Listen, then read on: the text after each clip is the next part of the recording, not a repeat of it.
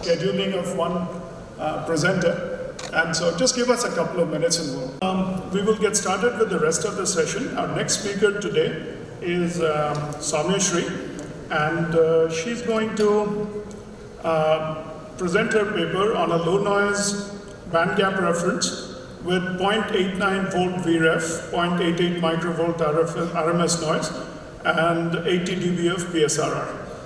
So, Soumyashree, please. Soumyashree got her BE in 2018 from NIE Institute of Technology in Mysore, and presently she is pursuing her MTech by research at IIT Mandi. She has worked for 1 year in analog design as an R&D engineer at Ducom Instruments Private Limited, and her research area is low noise amplifiers, signal conditioning circuits, and data converters. So without further ado, please get started. Master of Technology student in VLSI from the School of Computing and Electrical Engineering, Indian Institute of Technology, Mandi. Today I'll be presenting a part of my master's research thesis on the design of a low noise bandgap reference with 0.89 volts of reference voltage, 0.88 microvolt of RMS noise, and 80 decibel of PSRR. This is going to be the agenda for today's presentation. To start off and just give you an overview of where exactly for which I have designed, which is the defense application. We all know that any analog and mixed signal system is composed of a power management unit, and every power management unit is an amalgamation of 3 different blocks. One being the band gap reference, further the low dropout regulator, and the low pass filter. The band gap reference gives a PVT independent reference voltage, which is further passed on to a low dropout regulator, which gives a regulated DC voltage with minimum power drop, followed by a low pass filter which filters out the high frequency noise. But we still are, there is still this low frequency noise which is going to affect the stability of the overall AMS system. Hence, it is necessary to reduce this noise at its initial stage itself. That is, wherever we are getting the band gap reference voltage, we need to reduce the low frequency noise at this stage itself. Hence, this is where the current design can actually be used, not just in the particular application for which we have designed. The design approach that we have used to obtain this low noise band gap reference is any traditional band gap reference is composed of a BJT, is actually based on BJTs. But we have moved on from BJT-based design to an all CMOS-based design because as per the literature, we have understood that CMOS gives a better noise performance compared to BJTs. Hence, we have considered an all CMOS design. Further, just by replacing all the BJTs by MOSFETs was not able to give us the required noise performance as per our application. Hence, we had to combine 2 different techniques. One is the chopper stabilization based op-amp, which is a well-known technique. Even after this, since we could not attain the required noise specifications, we had to include another technique, which is the addition of the decoupling capacitors at the noise generating nodes. How am I getting these figures wherein I am saying the noise is 0.88 microvolt RMS and the spot noise is 3 nanovolt? It is for the defense applications wherein it required an ultra low noise regulated voltage whose noise specifications were mentioned to be the RMS noise in the range of frequency for 10 Hz to 100 kHz had to be lesser than 1 microvolt, and at 10 kHz specifically the noise had to be lesser than 3 nanovolt. So considering the design approach that I just previously said, we designed the circuit. The figure to the left, we can see the proposed circuit which has been designed. It is a traditional band gap reference, but the BJTs are being replaced by MOSFETs, as we can see in MN1 and MN2. And the amplifier A1, the op-amp A1, is the chopper-based op-amp, which is shown in the figure to the right. Other than that, the decoupling capacitors are added at all the noise generating nodes. It has to be noted that the capacitors shown in blue are the ones that have actually been retained throughout the circuit. The capacitors shown in red, C2 and C3, have just been added for the analysis purpose, and after the simulations we could understand that C2 and C3 had no much effect on the reduction of noise, hence they were further removed. This is just the performance of the chopper-based op-amp. We can see that the frequency response is shown here in the figure to the left. The op-amp was designed for a gain of 50 decibel. It has to be noted again that this frequency response is after the chopper stabilization technique has been applied. It is not just of the op-amp without the chopper stabilization. It is with the chopper stabilization based op-amp. And the topology that we have used is a telescopic op-amp. And the figure to the right, we can see the noise performance, and we can see that there is almost 100 times reduction in the noise at 10 kilohertz, which is our frequency of interest. So hence, though chopper stabilization technique can be has been applied over here, it has to be noted that the noise performance is only of the amplifier and not of the overall BGR circuit. Further, after the implementation of this chopper-based op-amp and without the addition of the decoupling capacitors, we could see that the noise without the addition of capacitors, I am talking only about the spot noise just for reference, was 5 nanovolt, but we had to get lesser than 3 nanovolt. And hence what we did was we first obtained the small signal model of the overall BGR circuit without considering the startup, of course, and we have replaced all the MOSFETs by their small signal equivalents as well as for the op-amp. And what we have done is we have calculated the output noise voltage by considering the effect of each of the capacitor. Like for example, first when we have considered C1, we have eliminated C2, C3 and C4, found out what is the effect of C1 on the output noise voltage. Similarly, we have proceeded for C2, removing out C2, C1, C3 and C4, found out what is the effect of C2 on the reference noise voltage. Similarly for C3 and C4. While we did so, the equations that are shown here were actually obtained by the previous method which I just have said. And from the equations we can clearly see that C1 has the directly impacts on the reduction of noise, while C2, C3 and C4 do not have any significant effect on the reduction of noise. The figure here shows the comparison between the simulation results and these analytical formulas which we have obtained. The results of that which were done on MATLAB, and it was very good that we could achieve a mean percentage error of less than 1%. Further, to just compare after the addition of decoupling capacitors, what is the effect of the decoupling capacitors as well as the chopper-based op-amp on the overall noise performance of the BGR, we can see that we have this spot noise as well as RMS noise being compared. From these observations also, it is visible that C1 is having maximum effect on the reduction of noise. It has to be noted again that C1 is the capacitor that is added at the output of the chopper-based op-amp. Also, from the figure, it is seen that after a certain value of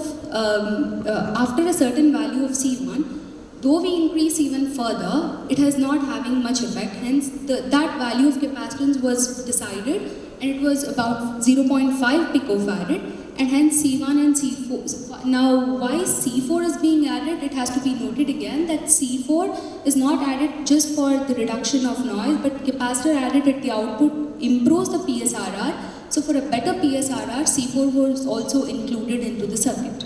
Finally, after analyzing the noise performances, we have obtained the overall output performance of the band gap reference. The figure to the left, we can see that we have the CTAT and PTAT voltages, and the figure to the right, we have the overall ZTAT voltage of the BGR. For the temperature range was taken to be minus 20 degrees Celsius to 100 plus 100 degrees Celsius. And we got a delta Vref of 1.39 millivolt, and the temperature sensitivity was 13 ppm per degree Celsius. After obtaining the simulation results, we proceeded to make the to obtain the layout. Keeping in mind all symmetricity for stable performance of the circuit, the layout was designed and the overall area that was occupied was 115 by 55 micrometer square. Actually, this is what ends the paper, but further we have proceeded with the work. We have done the post-layout simulations as well, and here you can see the post-layout simulation results for reference voltage, the spot noise at 10 kHz and the RMS noise. Since the results were quite satisfactory, we further proceeded for the design of the low dropout regulator, and the figure to the right is the traditional LDO circuit, but C0 and C1 are again added here for the noise reduction only. The reference voltage that we had obtained from the PGR is at 0.89 volt, and 0.89 volt could not directly be given into the op-amp, and hence we had to reduce the voltage level from that was emerging out from the BGR circuit. Hence we have designed the level shifter, which shifted down the voltage from 0.89 volt to 0.6 volt. Further, the output of the LDO, which is actually required for the defense application, which is to design a TEC controller on chip. The required reference voltage was 0.46 volt. The LDO results are shown here. The figure on the top gives the transient response. So we can see that the settling time for the LDO output is 1.5 microseconds. And the noise performance, as expected, it had to be lesser than 3 nanovolt for at 10 kilohertz, but we are getting 2 nanovolt. And the RMS noise had to be less than 1 microvolt, but we are getting 2.45 nanovolt. It has to be once more noted that these results are just for the typical corner. We have to further extend the work for all the process corners. Finally, to conclude, this is just a comparison that has been done for the BGR with respect to the existing state-of-the-art work. Here in the comparison, we have taken the results for spot noise and RMS noise at 1 Hz and 0.1 to 10 Hz, though our concern was for spot noise at 10 Hz, 10 kilohertz and RMS noise between 10 Hz to 100 kilohertz. Because most of the papers that have been, most of the work that has been done is for biomedical applications, and the spot noise has been considered at 1 Hz and RMS noise in this very low frequency range of 0.1 to 10 Hz. And we cannot compare based on just temperature sensitivity or spot noise because each of them have a trade-off. Hence, we have considered a figure of merit considering the product of temperature sensitivity, spot noise and RMS noise. Spot noise, temperature sensitivity, RMS noise as well as power consumption. So, the lesser the FOM, the better the performance. So, we can see that we have 7.03 times 10 power minus 18, which is quite a good figure. These are the references which we have gone through. Thank you. Soumya Shri for the excellent presentation. Do you have any questions for her? Yeah, hi, I'm Parit, that you removed the BJTs from the circuit, right? So how you have achieved the temperature sensitivity or insensitivity from the temperature range from minus 20 to 100? Temperature range of minus 20 to 100 was actually based on the application for which we are designing. It was specified to be minus 20 to 100 degree itself. My question is, BJT actually provides that temperature insensitivity application, right? Because it has the negative temperature coefficient and MOSFET has positive temperature coefficient. So both provide that temperature independent circuit for band gap, right? So how we are achieving temperature independent results here without BJT? That's my question. You are saying that MOSFET provides a positive temperature coefficient? I'm using MOSFET in diode connected configuration. Okay, thank you. 80 dB was in the first slide itself, and in the conclusions you are saying about? Yeah, how you really achieve the 80 dB and what is your, because this is a typical results. So you're going to do a PVT series. How confident you are that you're going to meet that? We have the PVT results as well. Okay. I have an answer for you. You are saying in PVT the PSRR might not be 80 decibel. That is what you are trying to say? What is the final PSRR you achieved here? 80 decibel, that is a typical corner, but at the worst case corner it was 70-70. Yes. Is it across frequency? Sorry? No, PSRR you mentioned, right? Yes. Is it across frequency? Yes. It's a flat? Yes. Right. Okay, can I please go to the LDO structure? So what is the type of LDO you used? That's a conventional LDO or something else? Conventional LDO, Okay, yes. so this is a PMOS-based LDO. Yes. So the PSRR will go with the frequency. Sir, one more thing. The PSRR that has been mentioned is only for the PGR circuit. This is not for LDO. Okay. The results are all for PGR only. Okay. LDO is an extended work after PGR. Thank you. Yeah, I have a question also on the PSRR. Typically, the band gap circuits have trim switches in the output because you want to trim the band gap to a specific voltage. So, is the PSRR numbers considering only a trim circuit, or is this without the trim circuit? It is considering, it is the final PSRR that is coming out, that has been taken for the output itself, or complete output of the BGR only. Yeah, and does this include the trimming circuit? Yes, correct. So hi, thanks for the talk. My question was the VREF is from the BGR and VIN is fed to the LDO. Yes, sir. That is what I just said. VREF that I am getting from the PGR is at 0.89 volt. So VREF I find it's zero temperature coefficient, but how do you ensure VIN is also having the same? Because this basically depends on some gaining or intensity or something. Okay, I think that's something. No, you can think of it. Yeah, thanks. I think the op-amp inversion should correct the diagram. The op-amp should be plus and minus should be. Yeah. Can you go? So another thing to reduce the noise, right? How did you size the current mirror? Did you take any care of that? You're talking about the op-amp? No, the band gap current mirrors. How was the sizing? Okay, so yes. Because the flicker corner is inversely proportional to the area, we have considered maximum areas as per, for the requirement of the current also, we have considered the maximum area that is possible to reduce the flicker noise. Okay. Another question is, how did you decide the frequency of the chopper?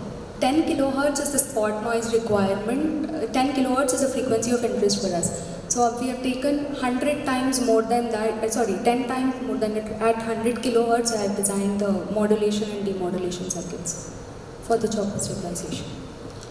And in the noise spec, right, was there any spec on the how much power supply noise will be? And last question, just the LDO simulations what you showed, can you look this? The transient, right, initially is oscillating, right? What was the reason? Was this phase margin problem? I'm actually working on this. This is just the amount of results which we have got till now. I'm still working on this one. Continuous. Hi, Shobhashil. Nice presentation. Actually, two of my questions are already asked. I have one question related to chopper. So you already mentioned you use 100 times the frequency of 10 interest. times. 10 times. So could you elaborate more with respect to your filtering technique? How do you filter the noise? Is that the decap that you mentioned is solely used for filtering? What I did was, considering the small signal model of the overall BGR circuit, took into account all the noise generating nodes, and then I just added capacitors, and so this was completely simulation based results which we obtained. So adding capacitors at all the noise generating nodes, finding out what is the effect of each of the capacitor on the overall output noise. One is obtaining by solving the small signal model, obtaining the equations, the first thing. And secondly, after that, I did the simulation also, considering each of the capacitor, keeping one capacitor at the node, obtaining the overall output noise, removing out all the other capacitors at the other noise generating nodes. So what is the impact on stability? So did you check the stability corners and stuff? I'm sorry to step in, but now I think we'll have to close the questions on this one because we have the clock running on the next speaker. Let's thank Soumya Shri again. CMOS programmable bias generator for space applications at 180 nanometers. The presenting author will be Professor Anand Bulusu. May I request him to come up, please? From IIT Bombay in 2006, he's worked as a senior engineer in the N Silicon Solutions Group at Freescale. And since December 2008, he's been a faculty member at IIT Roorkee, where he's currently a professor. His current interests are, they include circuit performance models and design, device circuit interaction, and digital analog and mixed signal design. The emphasis of his group's work is in understanding device circuit interaction and developing circuit design methodologies. So without further ado. Yeah, in this work, this was mainly done by Ashutosh Yadav. He works in SCL Chandigarh. So in this work, we have developed a radiation hardened programmable bias generator. It is, I'll first talk about the problem and then I'll discuss how we implemented this circuit and then the measurement. So the basic issue is that in image sensing using CCDs or such sensors widely used in space applications, first the image sensor needs a bias which to get the image in analog form. Then processing is done, filtering, etc., and then it is converted into a digital data, which and digital image processing is done. So but the initial image sensor, it needs a proper bias to function. So the bias must be given here at the. So the bias must be given to the this MOSFET transistor shown here. So this and it must we must be able to bias it at several values from 0.5 volts to 2.1 volts in steps of 10 millivolts. So the present designs, they use conventional LDOs and they are kept in series parallel combination, and even then it is very hard to get this kind of a resolution for bias, and therefore what is done is you also have the resistor divider networks, so that creates a lot of issues of variability, temperature sensitivity, and of course power. So programming to a desired value, the bias value here is difficult. Programmable bias generator that we have designed is having these broadly is based on this idea. So here you have a band gap reference, and that is and an LDO followed by that, and that generates the reference voltage. And this reference voltage is to the R2R DAC, and the DAC output is based on a digital input code. So based on the digital input code, the DAC's output voltage changes, and that is what is the final reference voltage that is generated. So here I'll briefly explain the thing. So this is a band gap reference that we have, and to ensure almost equal values of voltages at X and Y, you have this high gain amplifier. So this op-amp is a folded cascode single stage op-amp as shown here, and so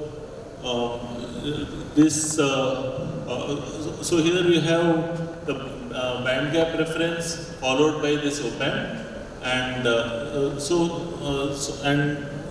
then you have an LDO, which is again using the same op-amp. So, and you get, this is a measurement result, and we obtain the output voltage is almost constant at 2.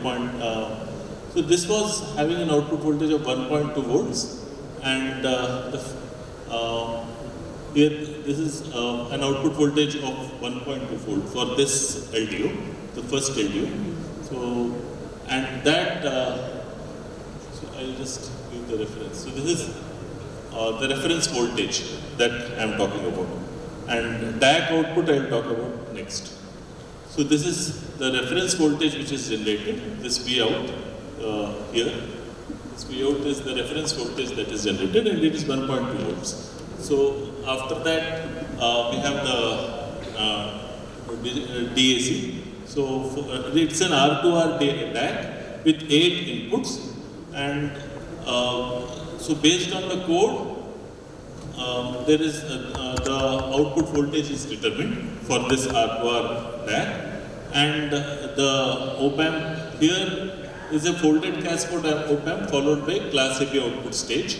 So it's a 2-stage class AB folded cascade amplifier, and we have kept a floating gate PMOS M12 M13 combination there. That is to properly source and sink the currents in the output stage,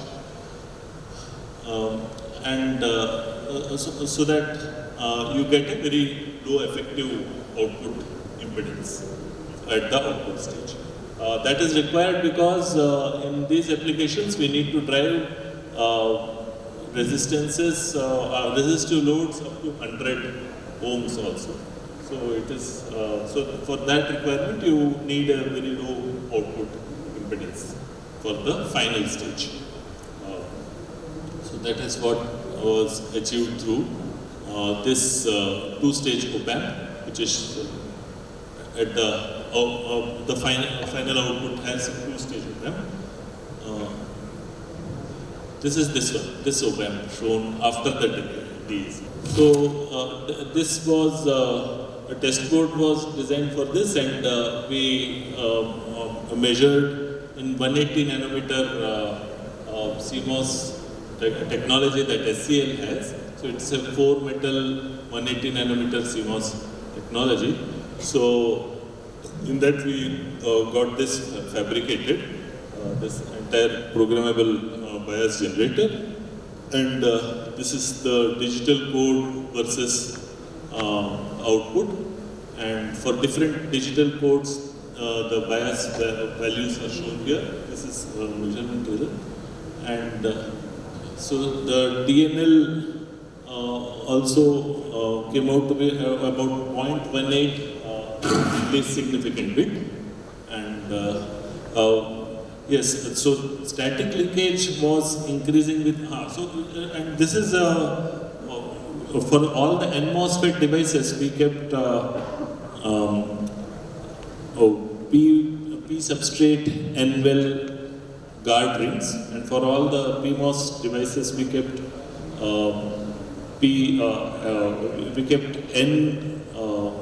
N well contact P diffusion guard rings. So that ensured better radiation hardness. So because the main aim was to make it radiation hard,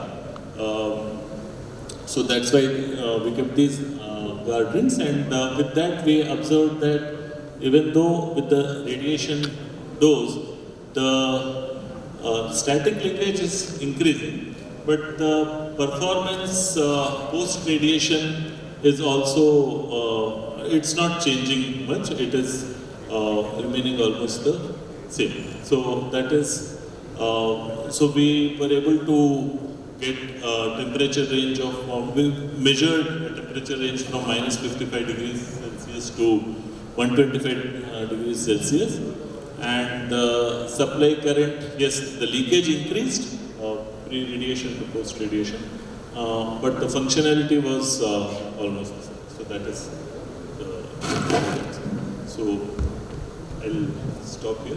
Full presentation. Let's give him a round of applause. Do we have any questions?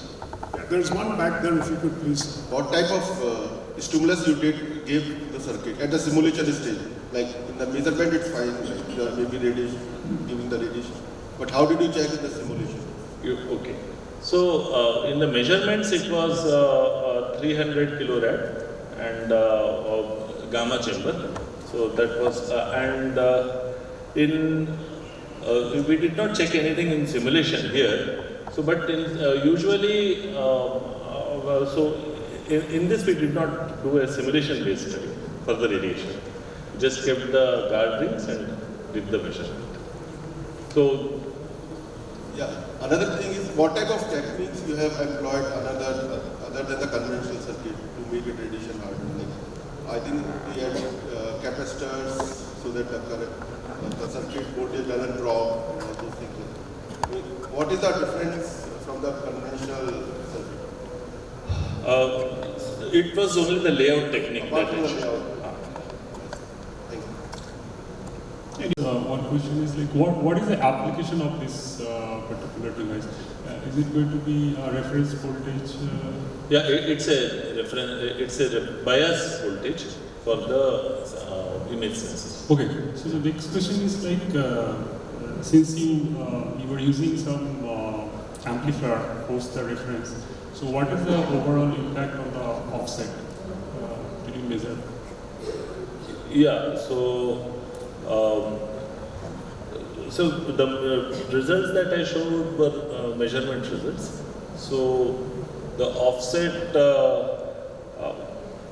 I mean, it was tolerable. I'll just check back the values.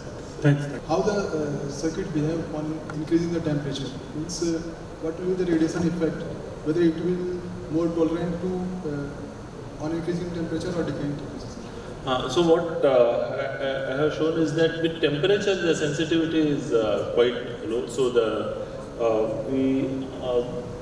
change in the reference voltage is, for example, this 2.1 volt. It remains almost at the same value with change in temperature, and that is because of the band gap reference that we are using. Okay, I think before we move to the next speaker, so I have a quick question for you. So we'd like to know the right? So is there a way to correlate the gamma chamber studies with the proton radiation and alpha particle because the damage mechanism is the same, or do you have to do it separately? I think we'll have to do it separately because this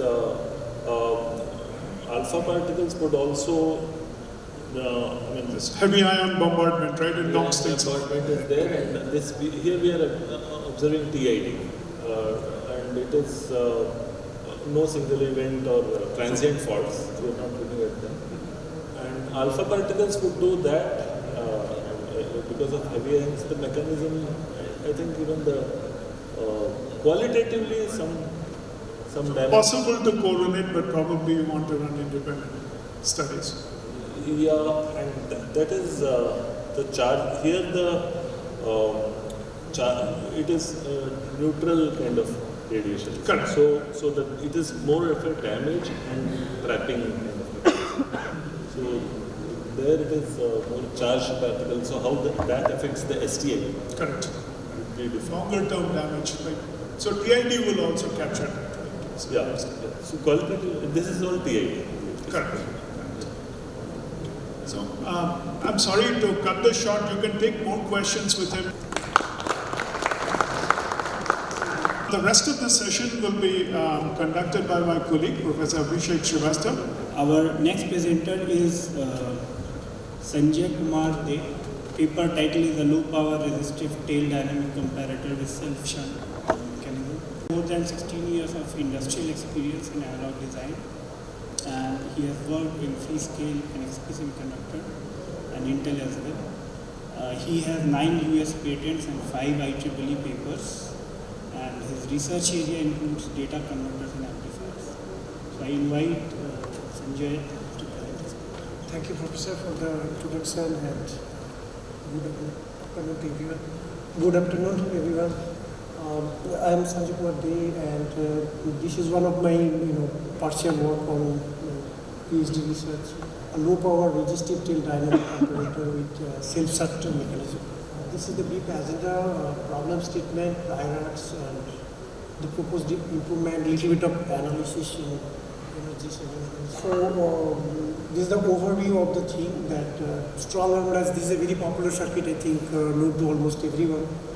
And the major reason of the popularity is that it has zero DC current, but still it works as a preamplifier as well as a quantizer. And so integrated preamplifier, speed and energy efficiency is really good. The noise part is a little bit, people are trying to improve with different kind of things. Now there is a scope of improvement. I will not say that this is the weakness of the circuit, but there is scope of improvement.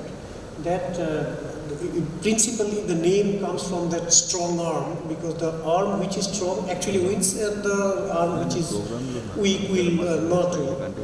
But all the nodes pre-charge to a voltage to work it with a zero DC current, and during this operation most of them, apart from the one, the final one, maybe one of the X or Y, actually discharge to ground. So that increases the energy consumption, means actually loses the energy efficiency, and that is the scope of improvement we are trying to target here. So the problem statement I kind of already described in the previous slide, that all the nodes are pre-charged to VDD. So this A, B, C, D, the nodes, all of them are actually pre-charged to VDD. And during the operation, with a pre-amplification, then pre-regeneration, and finally regeneration, which actually takes C and D to the opposite polarity, digital 0 and digital 1. And A and B actually goes, both of them, to the ground finally. So that is the lost energy, because in the next cycle A and B need to be again charged from ground to VDD, and we are trying to improve that because both of them doesn't need to go to ground. If we think of this strong arm lens, this is a very old circuit, several decades.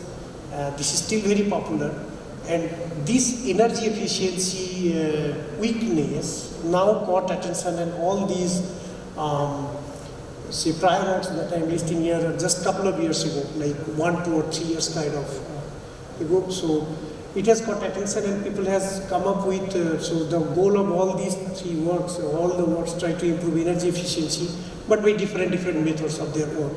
The first one is actually using a dynamic bias by using a capacitor C10, right? So all the charges comes down and raises the voltage, which is the V cap, that dynamically try to control the loss of the energy which is not required. Then the next one, which is a little different, where a separate preamplifier is being introduced. You can see in the blue color. This is specifically, they have targeted for a very low noise strong arm lens. So CX and CY, the second one, are of very high value. And there is a third one where the structure of the preamplifier, which was integrated in the original design, is actually completely changed. As you can see, separate circuits. And all of them are actually trying to increase the energy efficiency. And this is what we are proposing to do it in a different way. So those three were different proposals, and this is the one. And we have actually two, you can say, independent, they are mutually uncorrelated proposals. The first one is the self-shut mechanism. So what we are proposing is that we know this operation takes some time. There is an analog differential voltage applied to V in P and V in A to transistor M1 and M2. And this goes through first pre-amplification stage at M1 and M2, which brings down this node A and B slowly. And then one of the M3 and M4 will start conducting as soon as the threshold voltage appears across the gate axis.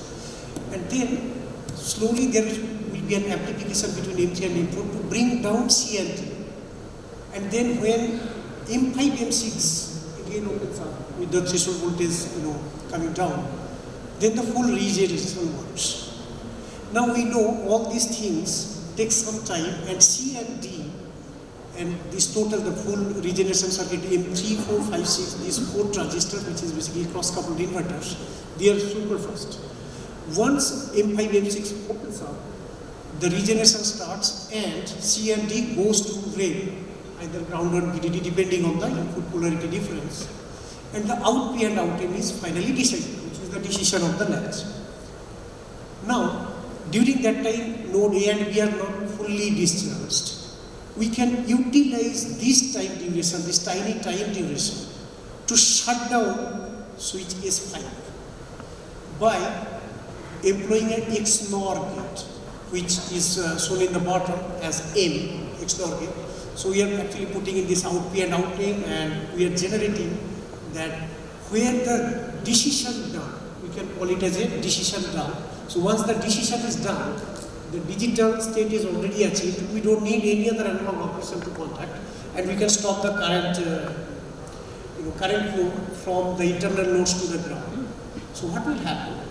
The digital data which is finally being decided will be held by inverter I1 and I2. They are not going to be lost, but we can hold back some of the charges in node A and B and one of C and D, such that in the next cycle, when we are trying to charge it up to VDD, it will not start from 0, so we save some of the charge, and that's how we can increase the energy efficiency. So we are calling that a self-shut because it is shutting down itself automatically. Now in the second proposal, which is an additional resistive tail, which is that RX in the diagram. So what we can do is to slow down the process further, if the application supports, depending on the speed, required speed and all. So there could be a situation where we don't need such a speed because this circuit is actually extremely fast. If we want a 1 megahertz kind of operation or even less than that, it will be difficult to do it because there is a lot of regeneration. So, but we don't need it, say. In that case, we can put a resistive tail to slow down the current further, such that the analog operation takes longer time to complete, and then when the decision is done, so we can shut down it earlier, and the total current consumption can be even, the energy efficiency improvement can be even improved. So these are a little bit of busy slide which actually explains the thing that I just described verbally in equation format. So if we try to model the circuit in these 2-3 phases, pre-amplification and pre-regeneration. So equation 1 and 2 is showing when M1 and M2 are trying to conduct and bringing down node A and B to the threshold voltage of the NMOSes, M3 and M4. And say we call it as time TA, and then these are the equations like TA will be capacitance into that V threshold by ICM by 2. So there are a lot of approximation used because this is really a dynamic circuit. It changes the operation of the operating regions of the transistors, and the overall circuit actually changes very fast. So 3 and 4 actually gives you the time and the delta V which generates between A and B during that time for the pre-amplification. Then once delta V crosses the threshold of M3 or M4, one of them will start conducting, and amplification will start with that transistor to bring down the top voltage, which C and T down. And that is expressed in equation 5 and 6. So let's say that is TB and TB time, and the delta which generates is delta VCD, who is then transform the other two PMOS cross-coupling to start the regeneration. And here we see actually, when you combine all these equations, which comes at the final equation 8, is that the delta VCD, which goes as the input to the regenerator circuit, goes through 2 amplification stages, which is GM1, 2, and then GM3, 4, right? That delta V. So what happens? This equation shows that in the operation of the stronger latch, which was originally there, the more the input voltage, the more the differential input voltage, we generate more delta VCD, and the required time will be very less for the regeneration. So we can, by same set mechanism, we can increase the energy efficiency further. So the energy efficiency of this proposed methodology will be proportional to delta V. So higher V leads to higher energy saving by self-set mechanism as the resistance time is exponentially diminutive. And these are some simulation results. The red actually the original design, and the green one with self-set mechanism and Rx equal to 4 kilo ohm just for this simulation. So we can see that if you look at the naming like Px, which is the source couple pair just above the register of the tail current switch, then PA, VB, VC, VD. So you can see that green versus red. So this arrow presents the energy saving, and in the green case, say VB, when VB doesn't need to go to 0, the green one, the energy saving you can see there, is significantly higher. And what happens for a little bit of low noise comparators, we use a lot of capacitor at node A and B. So that means this is actually a major energy consuming element, and if we can save some part of it, is going to help us. This is one of the simulation results where this comparator is actually integrated and tested in a test chip with RDC. And this is showing that in any practical application, actually all the comparators does not work close to the reference. So delta V will be somewhere small and somewhere high. So where we have high, we will have more energy saving, as you can see here. The energy saving, this green one is the energy saving with self-set, the red one is without that. And when the difference is very low, the energy saving is very small, but it is still, it's not zero. And these are some of the results to present the efficiency of the proposed mechanism. As you can see, when it is 60 microvolt of input versus 100 millivolt of input, the blue one you can see is a 14 microampere, it is running at 100 megahertz, 14 micro, more than 14 micro to coming down to 10 micro on average. And so few more plots here, and the CDF is that cumulative distribution function of the noise. So the best part of this proposal is that this comes at free. Whatever energy we save, that can be 30%, 40% or whatever, it comes for free. It does not actually trade off with anything. So that's what motivated me to put it without thinking anything. And we don't need really much of a brainstorming. We just shut it down when the digital decision is done. And this is the test chip die photo where the comparator is being highlighted. As I told you, we did not have a test chip with just the comparator. So I don't have test result just for the comparator. It is integrated with the ADC, and this is the A50 of the ADC. Showing that this is working without any problem. This is working. And this is the comparison table. It actually comes almost free.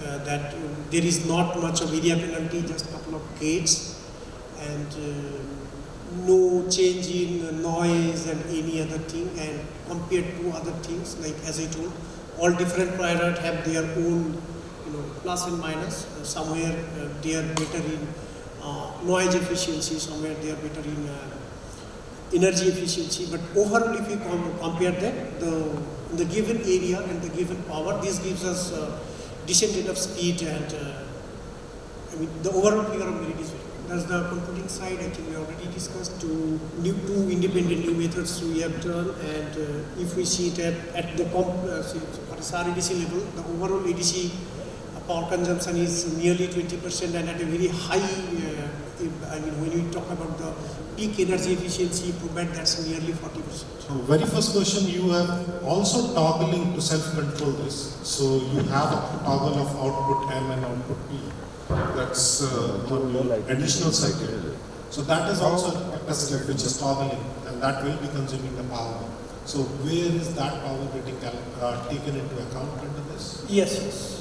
It is all the results that we have given here is all with transistor level.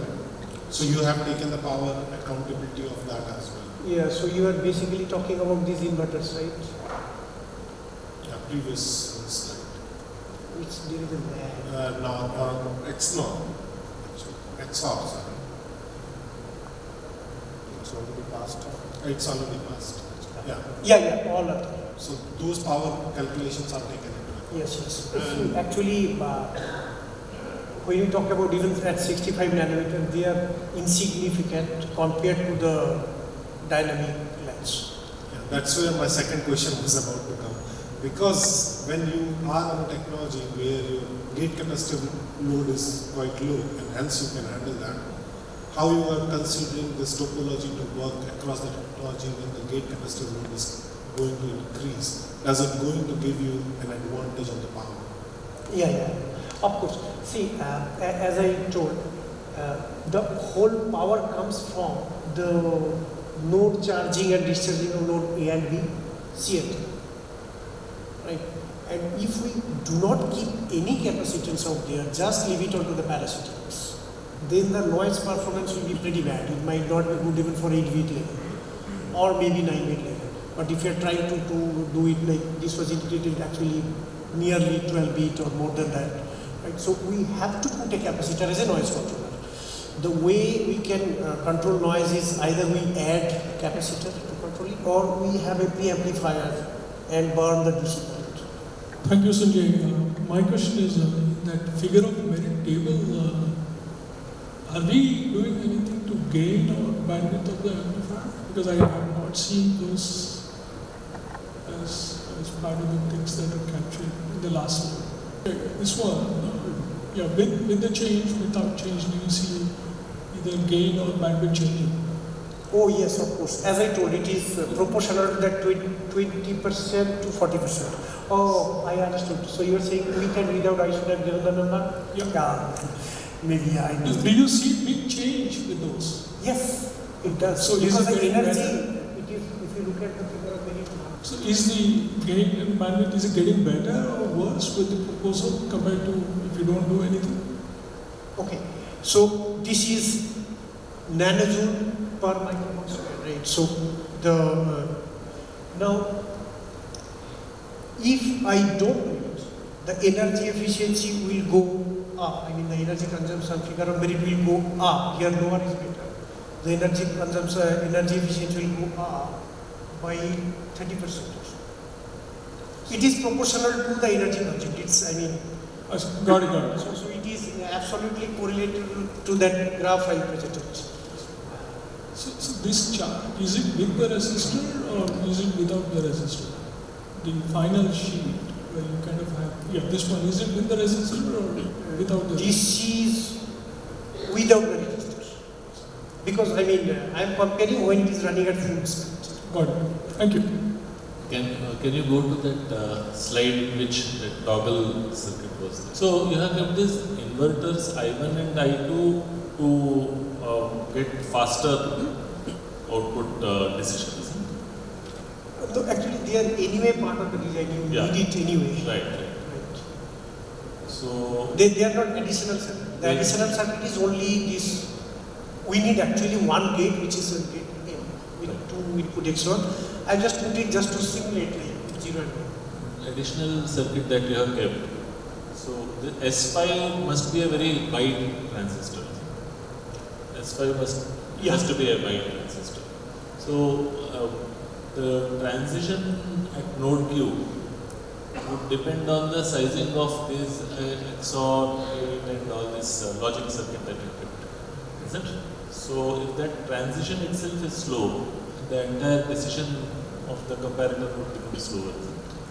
Well, again, something not related to this proposal. If you think about, we don't have this thing. Even in that case, you are going to have a clock and clock burn. Right. Some final inverter was going to drive it. Right. So it is same. With this proposal, this does not change.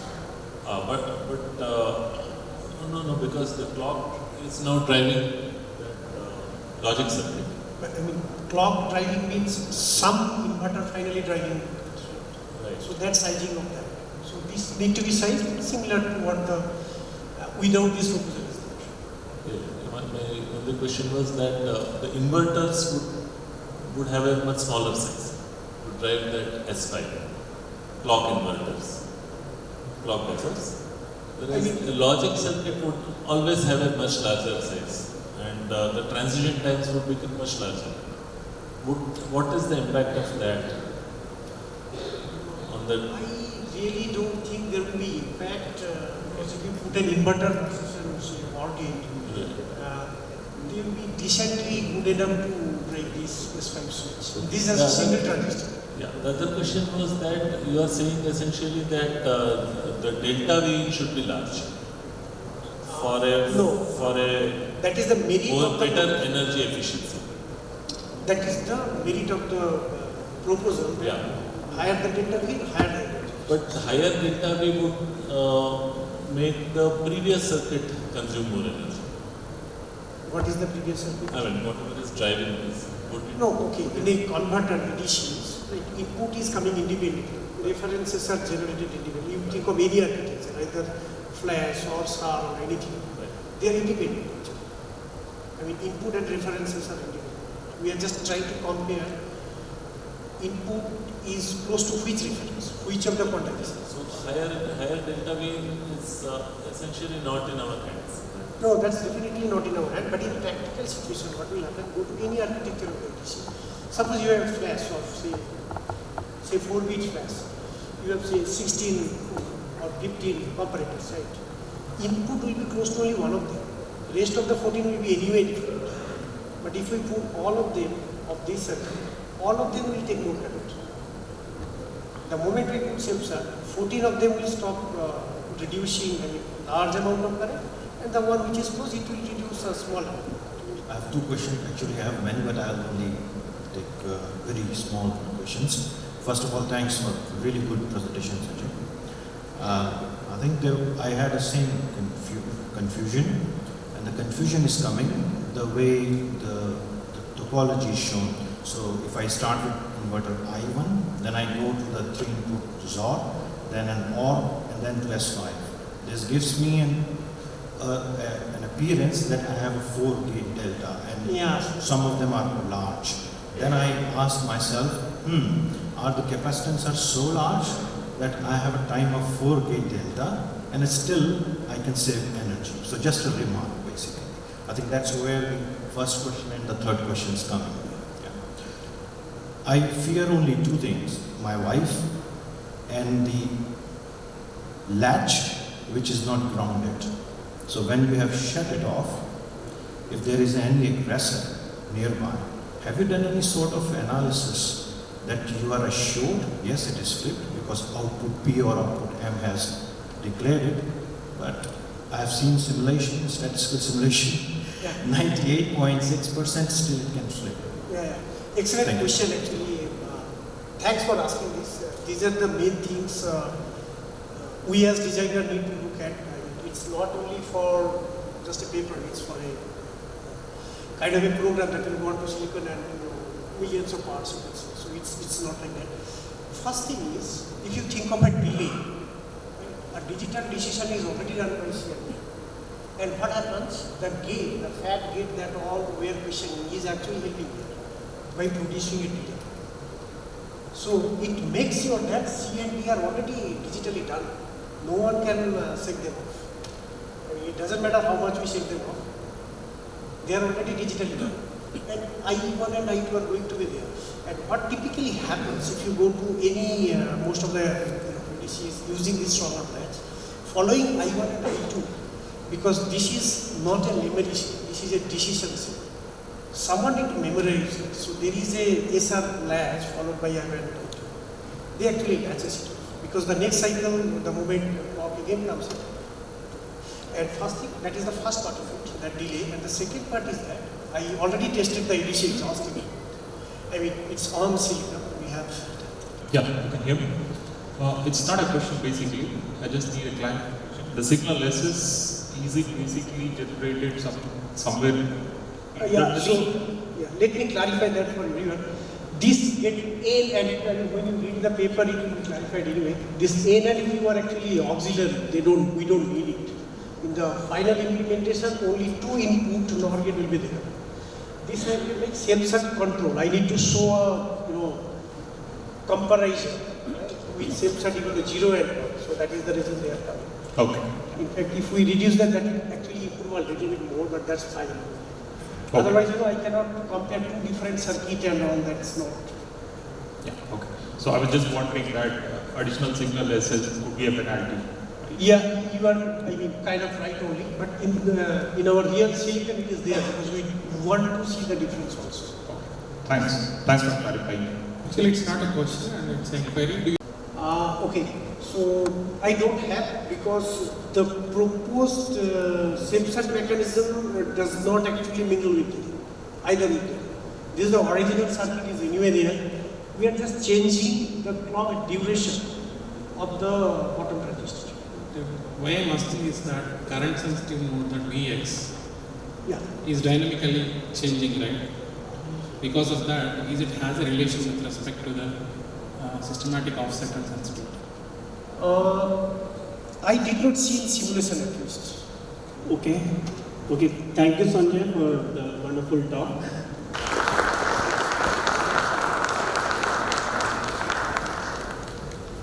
Paper ID 42, title is a sense amplifier based bulk built-in current sensor for detecting laser-induced currents.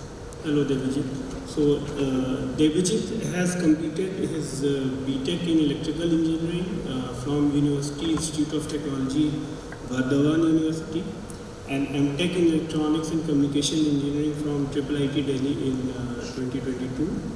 He is currently working at Micron Technology, Hyderabad, and his research interests are SRAM, standard cells and amplifier. I welcome you, Devijit. Good afternoon to one and all present over here. So my topic is sense amplifier based bulk built-in current sensor for detecting laser-induced currents. So we'll go over the overview, problem statement, scope, proposed solution methodology, results, conclusion, and last I'll take up the questions. So first we need to understand why we need hardware safety and security. So we have microcontrollers and microprocessors used in hostile environments like in space application and in avionics, where there could be charge particle injection and it is exposed to radiation. So there could be unwanted switching activity in the transistors, and that would lead to single event effects, and basically single event effects in combination logic circuit would lead to computational errors in a data path, and it would lead to corruption of data that is stored in a memory element in case of a single event upset. It is desirable for the microprocessors and microcontrollers to have to be employed with such application embedded in some kind of fault detection mechanism that is reliable to detect computational errors and to detect any single event effects. So the goal was to develop a circuit level implementation to detect laser induced currents by monitoring the substrate current in integrated circuits. So single event effects can be of two types, that's ACT and ACU. So as you can see in the first diagram, whenever let's say a laser intrusion or an excited particle would fall in an active region of a transistor, it would result in formation of electron on hole pairs due to photoelectric effect, and that would increase the substrate current because the built-in potential of the PN junction would not allow the holes and electrons to recombine, and they would get separated. Holes would run towards the ground and electron would run towards the output node or at a higher potential node.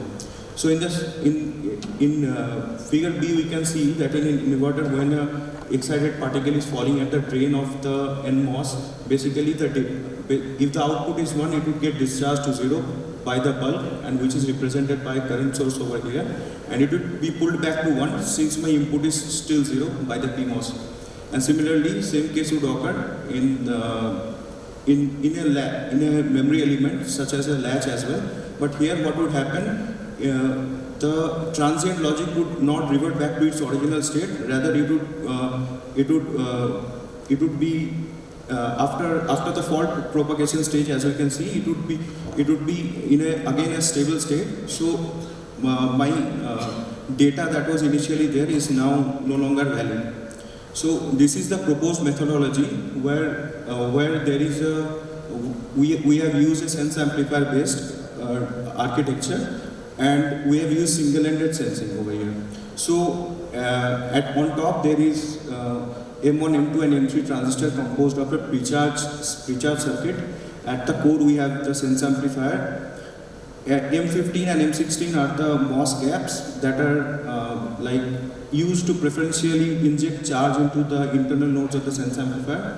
There are load 1, L1 and L2, and with the load line L1 we have a discharging unit, and through P-well we are sampling the incoming photocurrent in the form of voltage and feeding it to this discharging element. Now, so this discharging element is composed of basically three series of transistors, and in the first one it is the lower transistor is connected to VDD, so that is always on, and the later two transistors are controlled by signal S1 and S2. Now this S1 and S2 are temperature sensitive signals that would be already present in the SOC.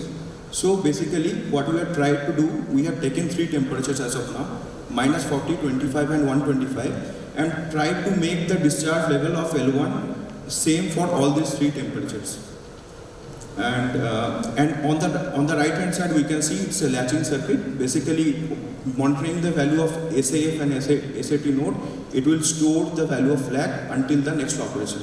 So we'll come to the operation. So it will basically operate in three phases. Coming to the pre-charge phase, where the internal nodes of the sense amplifier and load lines will be pre-charged to VDD, and it will be done by taking BPCH and PCH signals to 0. Now, when we will be in the sensing phase, the pre-charge signals will go to 1, and during this phase, the load lines and the internal nodes of the sense amplifier will be coupled, and any discharge occurring in the load line L1 will be directly reflected at the internal node of the sense amplifier. So during this time, any laser fault intrusion, or let's say any particle intrusion taking place, would cause an increase in the substrate current, and that would directly result in the discharge of load line L1 over here.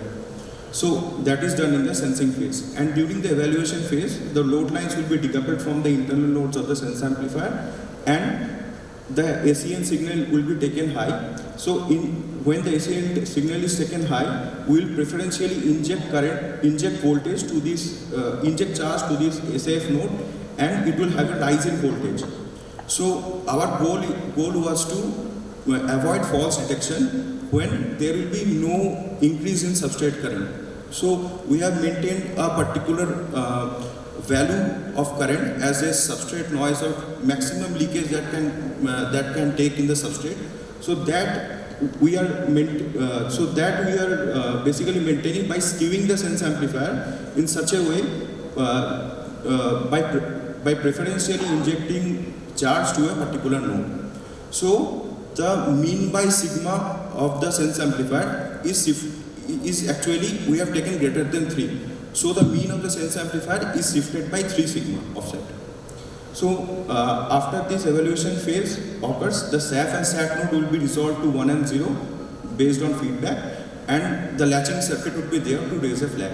Like obvious shortcoming, as you can see, that when we are in the pre-charge and in the evaluation phase, any discharge in the load line L1 will not be reflected in the internal nodes of the sense amplifier.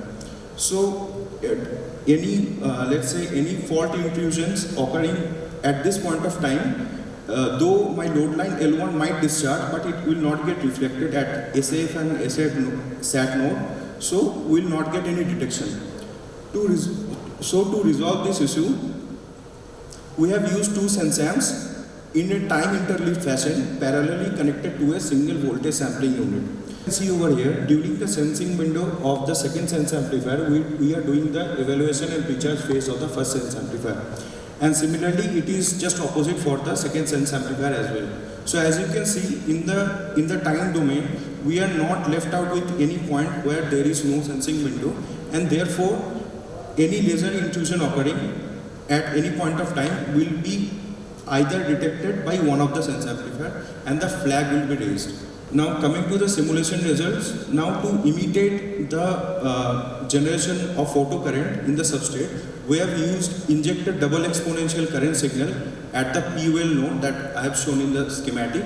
So double exponential current signal can be realized as it is shown in the figure. Now, so what I have done is I have taken a very short rise time and a longer fall time. So the longer fault time is due to the fact that electron and hole pair would take some time to recombine in the substrate, and this diffusion current will exist for a longer period of time.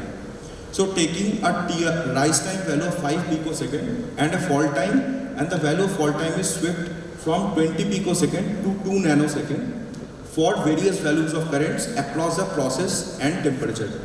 So in the first graph you can see that the minimum detectable injected current is given with the change in fall time. And with the increase in fall time, as you can see, the minimum detectable current reduces, and this is due to the fact that as the fall time increases, the voltage developed at the POL node will persist for a longer period of time, thus giving chance for the load line L1 to discharge more, and therefore like the detection will take place for a lower value of current. Similar theory can be extended for the minimum detectable induced voltage as well. And for the minimum detectable induced charge, it is basically the integration of that. So it is basically the critical charge of the amount of holes running through the substrate. So as you can see, with the increase in fall time, the critical charge, detectable critical charge increases. Now coming to the power consumption and leakage. Now to avoid the leakage, we have used HVT transistors, and only HVT transistors are used in that discharging unit that are stacked to reduce the leakage. At typical working condition, we have a leakage value of 6 nanoamperes, and at worst case PVT, at worst case process and temperature of FF125, the leakage was around 42 nanoamperes. Now the leakage is measured when my DVC signal was 0 and both the pairs of load lines and the internal nodes were floating and no input and output transient were taking place. Now coming to the power consumption, as you can see, the power consumption is almost constant across the process but increases with the increase in temperature, and that can be explained with as the leakage increases with the temperature, so the total power increases with the temperature as well. So the worst power consumption was 41 nanowatt per megahertz. For validating the design, what we have done is we have ran 1000 Monte Carlo simulation to detect the minimum detectable current and minimum detectable current for confirmed detection and for no detection. So for the worst case of FF125, as you can see, the minimum detectable current for no detection was slightly greater than 3 microamperes, and for worst case detection current, it is around 27 microamperes for confirmed case of detection. Now when compared to the prior arts, as we can see, previously inverter based, basically unstable latch based architectures were used, where my fault time requirements was huge for the detection of current. So when compared with the prior arts, as you can see, for the typical values of our design, for very lower fault times, the previous arts were not able to detect the current, let's say at fault time below 50 picoseconds, and when compared at a fault time of 100 picoseconds, we see an improvement of 1.5x to 2.4x in the current detection sensitivity threshold. Due to the increased sensitivity of the detection arrangement, so lesser repetition of this arrangement would be required in the SoC, and also due to and also based on the substrate noise based on the substrate resistance of a particular design, we can determine the frequency of number of detectors that can be used for a given technology. Thank you, Devji. Connecting the bits which you are really talking about in this, getting laser impacted with your sensor, where you are really doing the connection, because at least I could not find that. So I'll go to schematic first. Here if I consider the clock, the CL which you have mentioned as a node, that is nothing but connected to your overall circuitry which you are checking it with respect to the current. Yeah, correct. And how this is really connected to the bit cell, because effectively this is a bit line connection which you are making it here, or how does it? No, it's not like that. So CL is basically, it's not any added capacitance. So it is basically the cumulative capacitance that is occurring at that region. So it is represented as a cap, no capacitance is added to it. Okay, so maybe I'm missing slightly in my understanding. And then effectively the node flipping which is happening at the SRAM level, at the bit cell level. So no, actually it can happen so what we are doing, we are monitoring a substrate network. So it can be composed of various logic elements and things like that. So let's say an inverter is suffering a particle strike. So a huge substrate current would be generated, and this part will be used to provide the substrate connection as well. So the increase in substrate current will be sampled in form of voltage at this node, and this is this is different from that. So this is like the detection arrangement. So this increase in substrate current will be sampled in form of voltage, and that would lead to the discharge of load line L1, and that would basically help us to detect that there is increase in substrate. So this is mainly meant towards the logic devices, you are saying, yeah, to make it as an additional connection. Yeah. Okay. The second question is, you mentioned in the power chart that when the total power is coming into account, based on the temperature, you are getting a leakage additional implemented there, and hence you are seeing the variation of your total power. Yes. But that is not visible when it's changing from slow silicon to the fast silicon. Why? I didn't get the last one.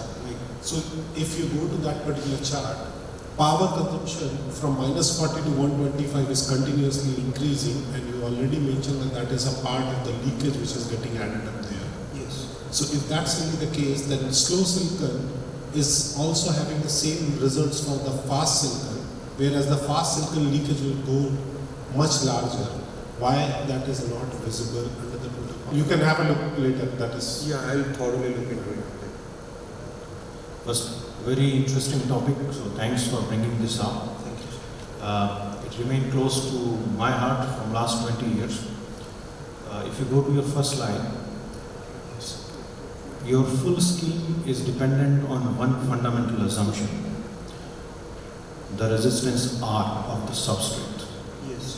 And that's a huge assumption. I haven't seen a single calibrated substrate model that one can use to precisely simulate or measure what you are using as a fundamental observation. That is the reason people have gone in the direction of triple voting or light shielding to bypass this problem. These are my remarks. And my question is simple one, and I'll come at the end. Both the triple voting and the shielding can only save you from the top level, top side laser attack. But the flip chip or the back side attack, which a student in the lab can etch the substrate and can inject the laser. Second remark is, the laser is also a different type of laser. You can have a continuous laser, you can have a pulse laser. Each will give you a different energy function. In our own company, a solution that we relied upon was destroyed by pulse laser. So that's the second remark, because you cannot just say that you have a lump resistance R and that gives you all the input. There are n number of factors that needs to be taken care of. Here comes my question. How did you simulate that substrate current to design any part of the circuit? So it is like substrate current I'm injecting, as I've said, no, it is a double exponential current signal. So it is injected at that node, at the P well node. So you are assuming certain value of current. Yeah. And that is calculated by, and how you have calculated that current. That this is the minimum charge flow that you require to claim there is a disturbance in the substrate. So we have kept a safe mark of 2 microamperes. So we have thought that around 2 so we thought in this way that at worst case substrate current might rise to 2 to 3 microamperes, let's say. But so the 1000 Monte Carlo simulation that we saw, So the no detection threshold at fast 125 should not cross the no detection limit of 3 microamperes. So we have designed in that way. We have basically swept the value of current, swept the value of peak current basically, and as well as the fall time of the signal, of the current signal. And that's how we have done the sizing of the devices as well for the discharging unit. So you sort of varied the current, and where you saw sort of flipping, that you assume as a target value, that any event that can generate that much charge. Yes. Okay. Yeah, is the circuit tested like at the lab, or is it dynamically tested? No, it is just simulation results. So the S1 and S2 are there, right? Yes, yes. How are they figured out? So we will have signals in the, basically temperature sensing signals in the SOC. So we are basically, what we are doing, we are trying to match the discharge rate of the load line L1 for 3 temperatures, -40, 25 and 125. So we are assuming that at -40, S1 and S2 would be at 1. So like temperature sensing signals of the SOC would only be used over here. So this ends all the presentations in this session. I once again thanks all the audience, and special thanks to our student volunteers Venkat and Bhavna. A round of applause for them. I also want to thank the session chairs.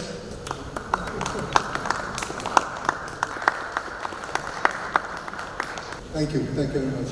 In the interest of time, we'll take a really short 5-minute break and start at 4:20. I know that everybody wants to take a tea break, but if we take too long, we won't be able to complete the session. So thank you very much. Just 5 minutes. And welcome up to the tea break. This is session 2B, Advances in CAD and VLSI. In this session, we have total 5 presentations. 1 is an invited paper and 4 are contributory papers. In the contributory papers, we have 2 papers related to EDA and 2 related to machine learning. The EDA paper, one of them discusses code generation techniques for in-memory computation of arrays, and the second paper is on developing unified representations to specify security policies. AI and ML are now emerging fields, and VLSI problems are also addressing them. So one paper related to ML uses machine learning methods for timing design rule check, and the other uses ML for predicting device parameters and single event transient currents in FinFETs. So this is the overview of the session that we are going to look at. We'll begin the session with an invited talk by Professor Anand Bulusu. So quick bio of Professor Bulusu. So he received his PhD from IIT Bombay in 2006. He worked as a senior research engineer in 2007 and 8 in the Silicon Technology Solutions Group at Freescale Semiconductors.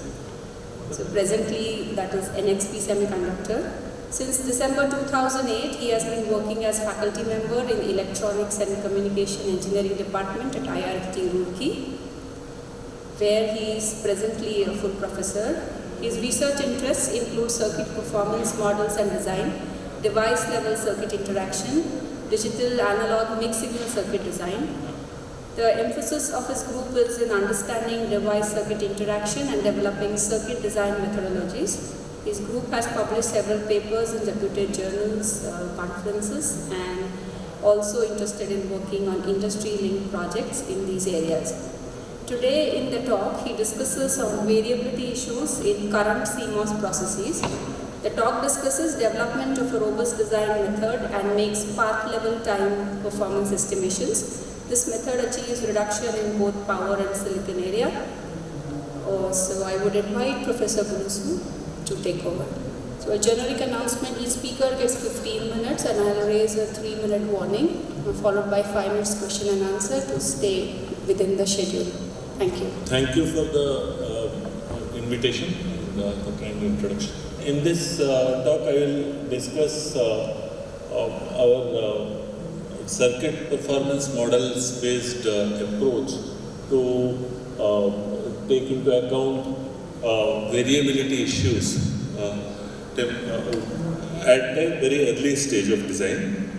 It could be because of random variations or systematic variations, say the layout style, or it could be because of it could be temporal variations, which is say maybe because it could be because of NBTI, PBTI, or hot carrier injection, or it could be a transient fault because of single event upset.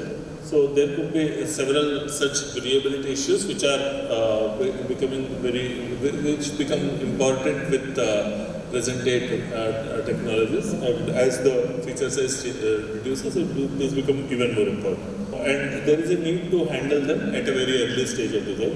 For example, this variability in how the circuit performance is affected by variability, it depends on several factors. What is the reason for the variability at the device level, and what is the circuit topology? Is there a transistor stacking? Are the transistors in parallel, or is there a series stack of transistor? So what is the overdrive voltage of each transistor? So it depends on the circuit topology, and it also depends on the layout style. So number of fingers or active region is being shared. So that also changes the systematic, the mechanical stress in the channel, etc. So the variability is affected by device level parameters, circuit topology, as well as layout style. So if you want to account for variability, be it random, systematic, or temporal, we need to also consider these device level or circuit topology or layout style aspects. For example, this is suppose you increase the number of fingers in a given active region, and, so you use a fingered layout. So that would change the mechanical stress in each of the channel.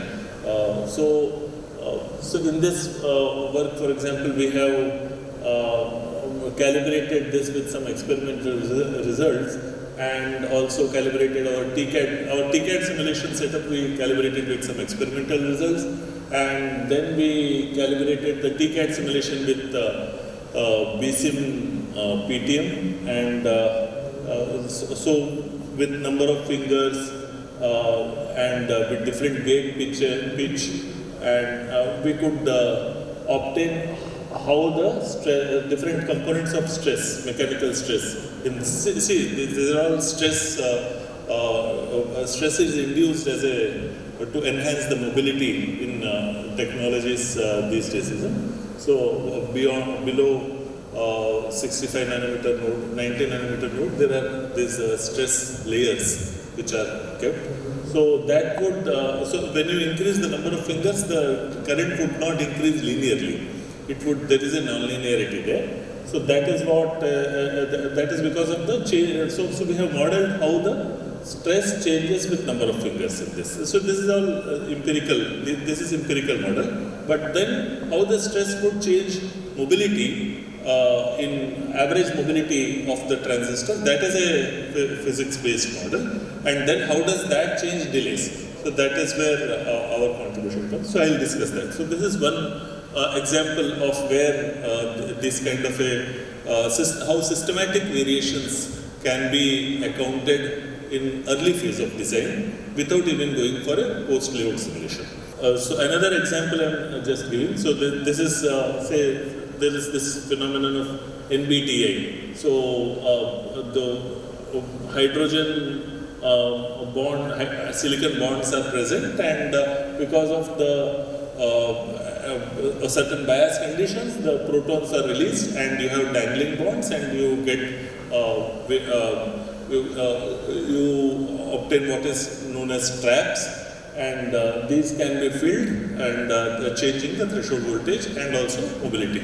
So because scattering also is affected by that. So this is a time dependent variation. So it's a temporal variation. Like that with hot carrier injection also there can be a temporal variation. So how to, can we at an early phase of design, even without going for post-layout simulations and without going for aging simulations, can we predict how much is the, what is the degradation in say setup time or a delay or timing parameters.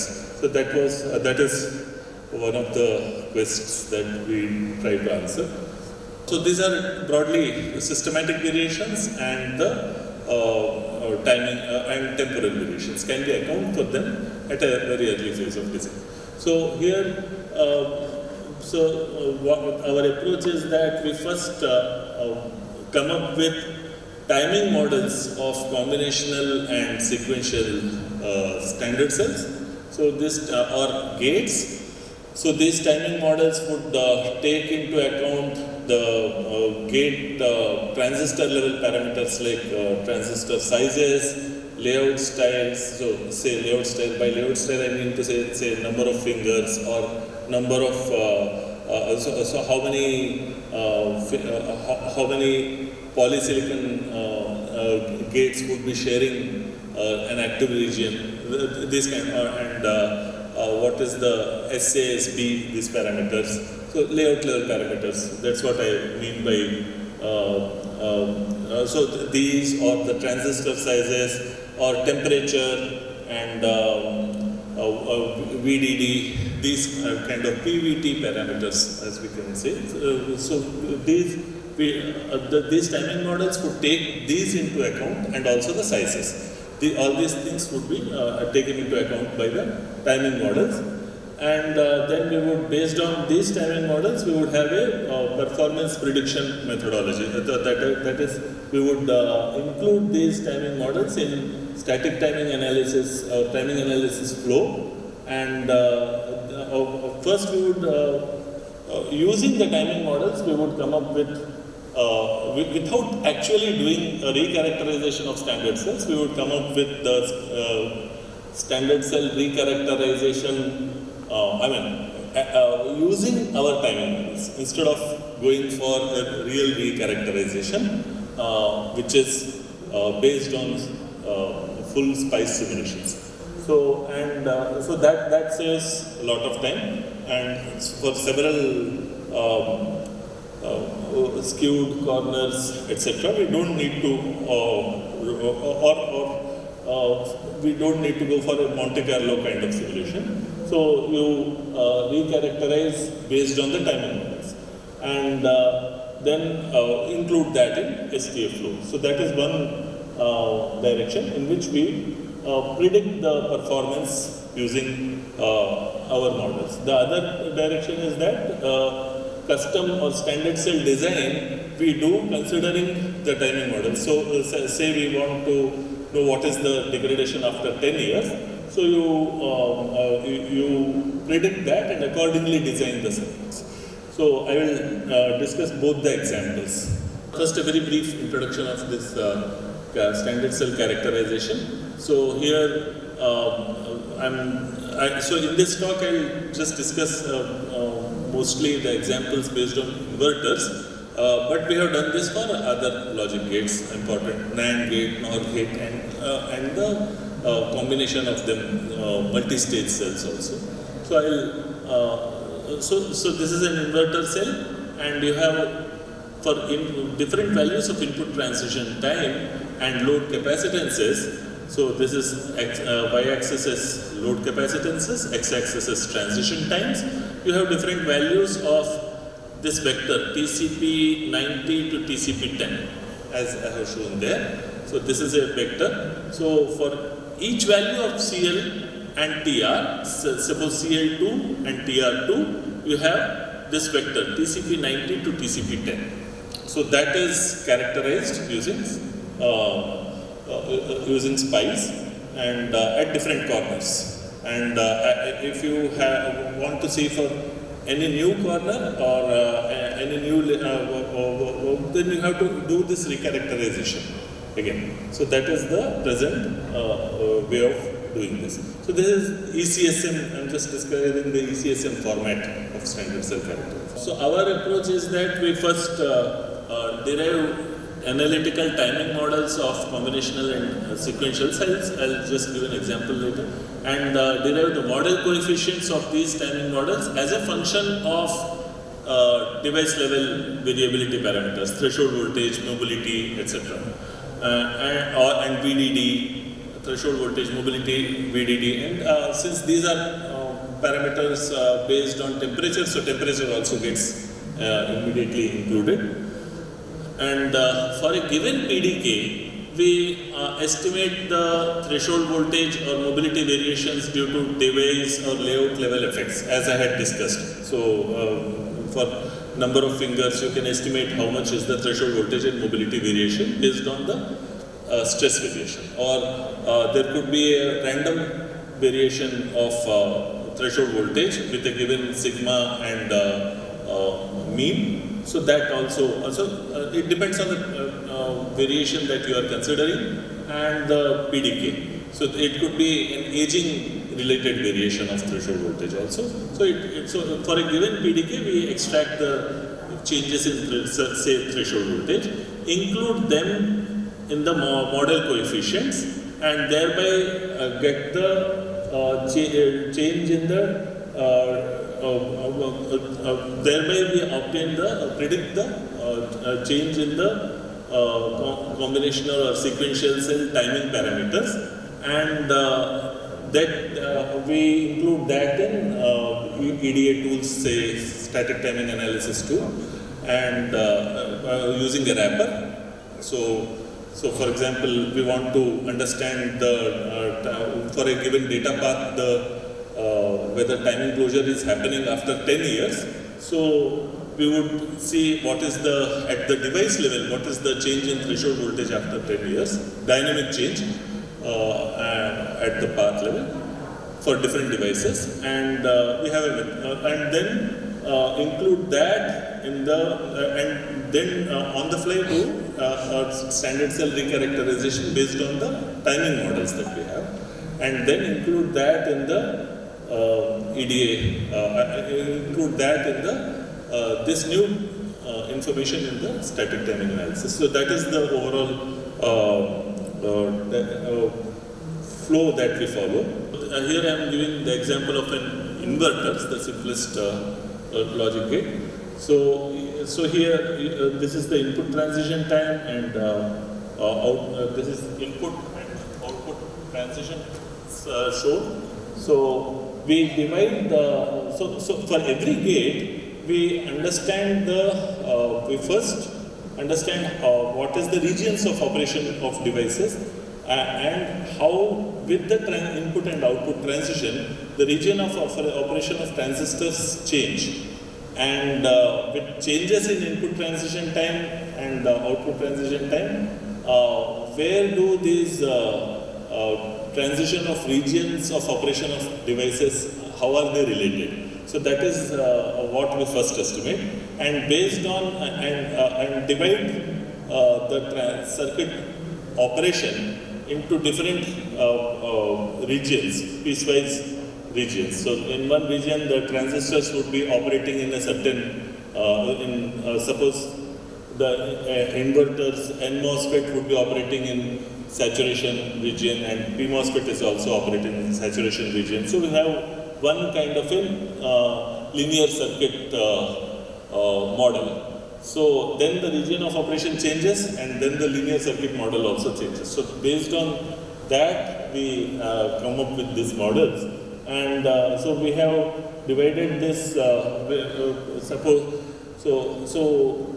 for example here this model one we call for the case where for input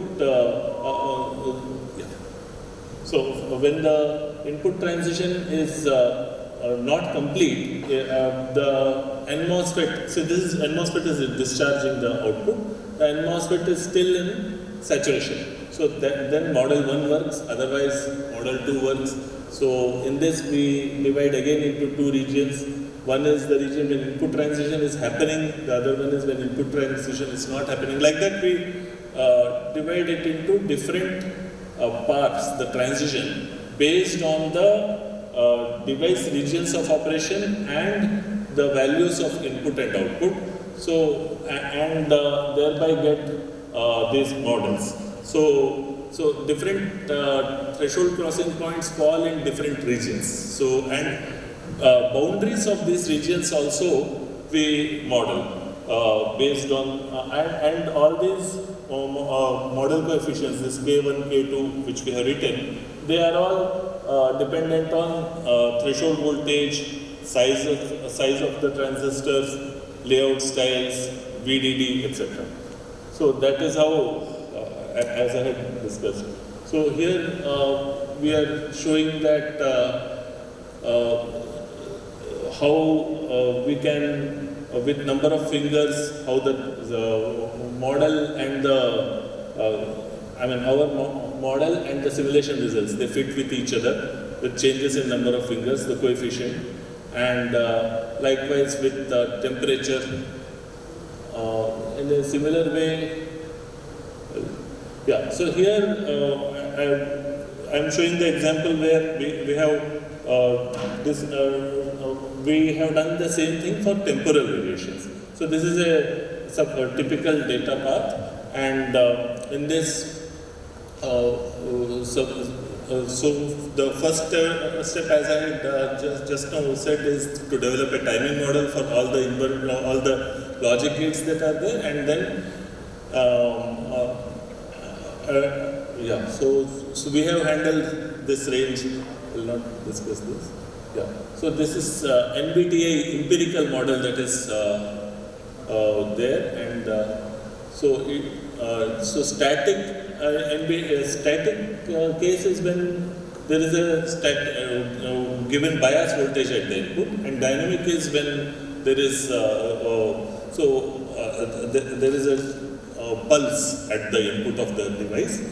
So we have so what we do is that I'll just describe briefly. I think time is for static NBTI. This is the model, and for dynamic NBTI, you just multiply it with some alpha, which is based on the duty cycle. So it's a pulse which we give at the input. So at device level, we extract these parameters K and B and alpha, and we observe and also explain that this K is actually related to 1 by alpha linearly, and therefore that can also be modeled in the sense that with alpha is the activity factor, so it is actually duty cycle in some sense at the device level. So we extract this K, alpha, N in this model. So in this model, this K, B, N and alpha, we extract at a device level. These are extracted at a device level, and then we incorporate these in our timing model coefficients, and thereby, and then use this in static timing analysis for a path level degradation. So in that again we consider the fact that each device is not degraded by the same level. So we also look at the how the signal is propagated for a given inputs, how the signal is propagated, and therefore which device is stressed by how much time. So that also we take into consideration in this STA flow. So here I'm showing how our model fits well with our models fit well with threshold voltage and the threshold crossing point in ECSM characterization, their variations with aging, and so these are for ISCA's benchmark circuits, the right side figures. So for the path level degradation with aging, our models are fitting well. So, and we have included this in STA flow, right, using a wrapper. where individual device degradation is taken into account based on the activity at the primary inputs. So this is another example where we can use a similar work for designing custom design. So here this is fourth, what we call fourth clock buffer, part of the clock buffer, where you need to balance the clock and clock bar well. So there with aging, it can be a very sensitive circuit. So here we estimate based on our models the logical effective WP by WN and logical. So what we say is that before aging the logical effort is 1, and after 10 years the logical effort changes. After time, with time, the logical effort of the inverter itself changes. So the reference inverter is before aging. 0 time aging inverter is our reference inverter with logical effort 1. So how the logical effort changes, that we estimate using the model, and also how the effective WP by WN changes, because NVTI would affect the PMOS, right? So that we estimate again using our models. So the basic idea is to estimate the transition time. How does the transition time change? Because we know how the threshold crossing points change. We have functions for threshold crossing points. So how the transition time itself changes. So based on that, we can estimate with aging how a fork would behave. So if we want a fork to behave, have clock bar skew of a certain value after aging, we can do that using this approach. So in this we have discussed method in which performance can be predicted or design can be done using timing models which take into account device level variability, transistor sizes, VDD, and temperature, etc., and systematic variations. And random variations also can be taken into account because you know the variation of threshold voltage and mobility from PDK level. So that is, so this we have, this is one of the, we have validated this over for different PDKs, 65 nanometer STPDK and 28 nanometer LVSO. Thank you, Professor Abdul. In the interest of time, I request the audience to take the questions offline. Very interesting talk, and even I have few questions, but maybe we can discuss it after the session is over. Let's thank the speaker. Of array expressions in a program written in high-level language, and an instruction set for in-memory computation has also been considered. So thank you so much, and over to you, Sumanta. Good evening. So the translation of array expressions. So we use array operations in high-level languages. So always any programming language you learn. So array is a very important thing. So and array computation requires memory, okay, and for that memory they transfer from the memory to the cache, and this kind of overheads are there. So when I came across the term called memory stack, so memory stack term I came across in 2015, just when I was graduating during my PhD. So the memory stack, there was a special call in VLSI, so that, but I didn't bother about it. But in 2019 I saw some video lectures and papers related to memory stack, and I saw that there is scope of in-memory computing. So the memory stack means the term has come from memory and register. So it was introduced in 1971 by Leon Chua. So this memory stack was a fourth circuit device, the basic circuit device, just like we had resistors, capacitors, and inductors. But the Chua saw that there may be a device, possible device called memory stack. But actually there was no, just like we have realized transistors, diodes, the MOS transistors. So there was nothing to realize the memory stack devices. So until 2008, so in 2008 the HP labs came out with the memory stack by sandwiching titanium dioxide in between platinum. Okay, so this, and from there the resistive RAM came in existence. So soon after that, so people tried to do some computation on memory star using some logic design called imply and memory star aided logic. So these are the two logic families of memory star where you can do. So you can see the memory star. There you can see that the register, there are two terminals of memory star. So in one terminal, so the input terminal, if the current goes into the memory star from the input terminal, the resistance decreases. While if the current goes into the memory star from the output terminal, the resistance increases. Okay, and we can vary this resistance to some value, some extreme values, where the register on and register off. So register off means high resistance, and register on is low resistance. So we can have a digital representation. Okay, so it can represent a binary bit. Okay, so this is we can use to memory star. Apart from storage, we can use the memory star to realize NOT gate and the NOR gate. Okay, and we can also realize other logic gates like AND, OR. Okay, so but this NOT and NOR can be realized within the crossbar, memory crossbar, and we can, this helps us to realize any universal logic within the memory. Okay, so this is, you can see the memory star, the magic allows the CPU with MMPU. So MMPU, you can see the model here that the CPU can be, MMPU is for the memory stiff memory processing unit, and we can, it can be just like the hierarchy of any DRAM architecture. Okay, so and it can interface with the CPU, and we can, the CPU can send the instructions, the signals, and we can process the data within the MMPU and without transferring it to the like traditional computing.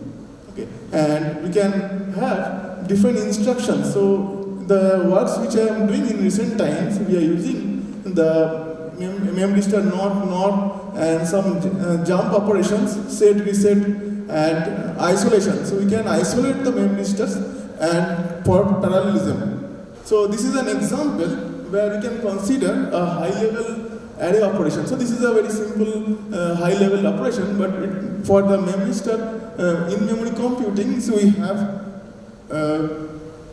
we will spend several cycles actually.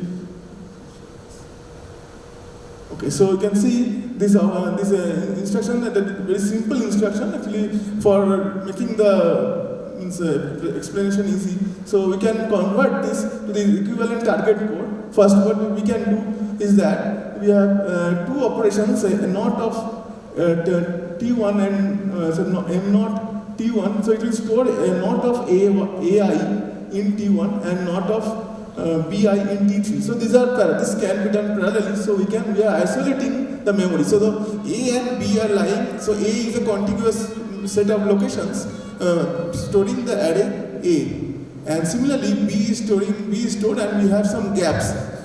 And we are using the isolation for parallel operations. And again, after parallel operations, we can combine it. And obviously, for the operations where we cannot exploit parallelism, we can have to go for sequential operations. Okay, so I will be explaining the conversion. The target code generation is the main goal of this work. So this is first we are isolating the memory, then performing the M0 operations parallelly. Then after that again combining the memory, then we are going for the next operation, and gradually we can do the entire operation step by step. Okay, so this is the source code and the target code. So this is a bit complex. So we are using this is within a loop. The two expressions are there, and we are performing this. Okay, so the CPU is sending the instructions to be performed to the MMPU controller to perform these operations. Okay, so the disadvantage of this kind of operation is that there is a lot of transfers between the instruction transfer between the CPU and the MMPU.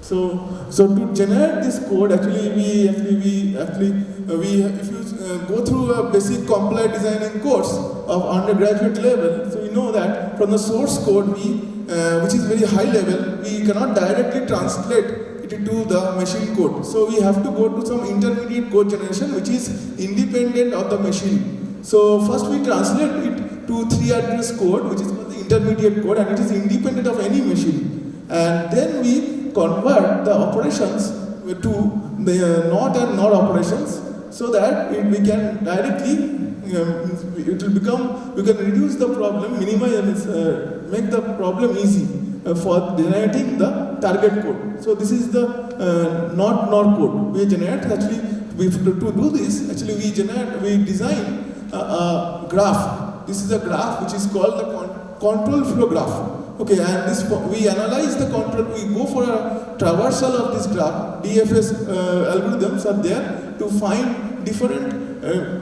data structures actually which will store the informations, so that the target code generation and the memory allocation for the variables to be stored in the memory stack will become easy.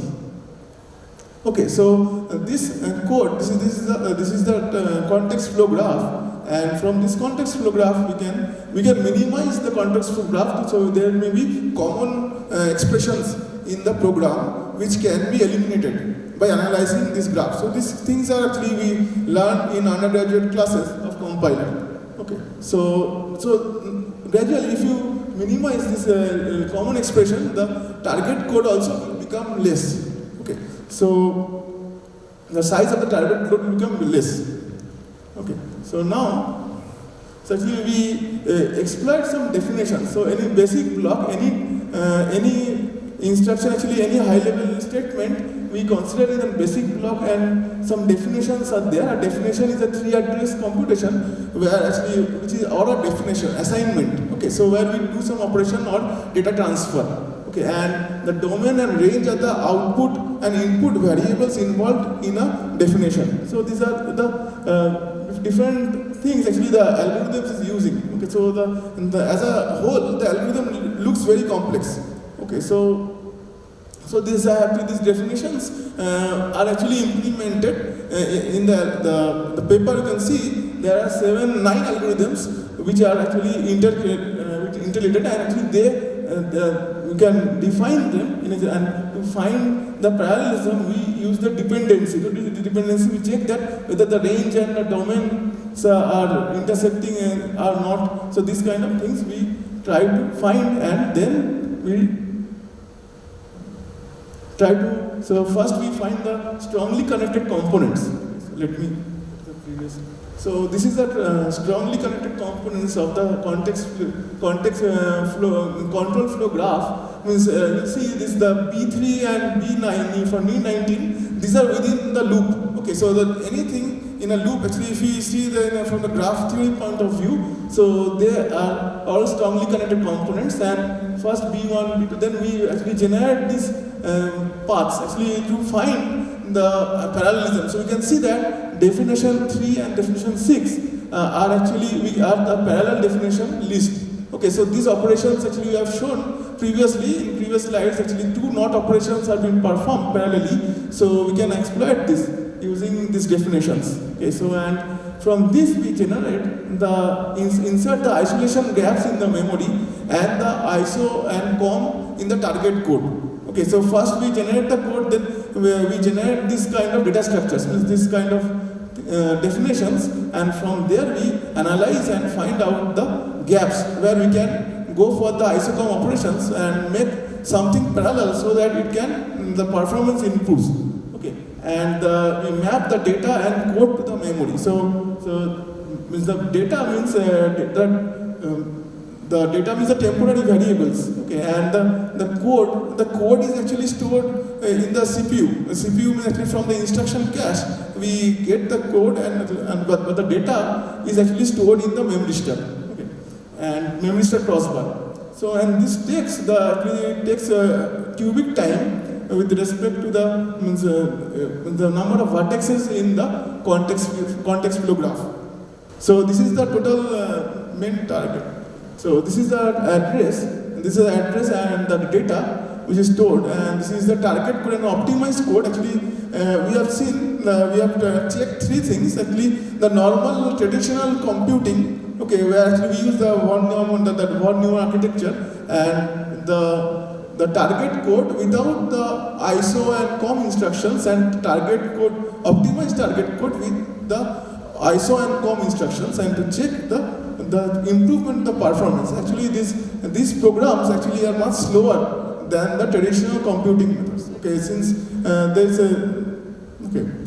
because actually if you convert any complex instruction to NOT and NOT, you get a set of operations. Okay, so it becomes large, and the number of instructions becomes more. Okay, but so these are some programs, some benchmark programs which we have run, and actually we are designing a tool for estimating the power, MMU power, and the existing MACPAT and the GEM5 are the popular tools, and we have actually compared it with the CPU computation, and with the MMPU with actually 512 plus 512 plus this MAT memory. Okay, so these are some values for the memory star, and so there is a model called VT model, just like we have some models for the transistors. Then some memory star model is there, some VT model, so which actually we have referred and done the experiments, and so we can check see the performance. Actually, you can see the benchmark programs. So these are some programs, and we are running the MMPU program and the microoperations and ISO compare and MPU. Okay, so these are the operations, and then compare that this is the basic number of basic blocks which you are using, and you can see if we use the ISO compares, we can actually improve the performance of the MMPU. Okay, so in black we are showing this the CPU performance, and the gray and there is a zebra kind of stripe line is for the ISOCOM, MPU code with the ISOCOM instructions. And if you can exploit parallelism, we can actually do good computation in the memory.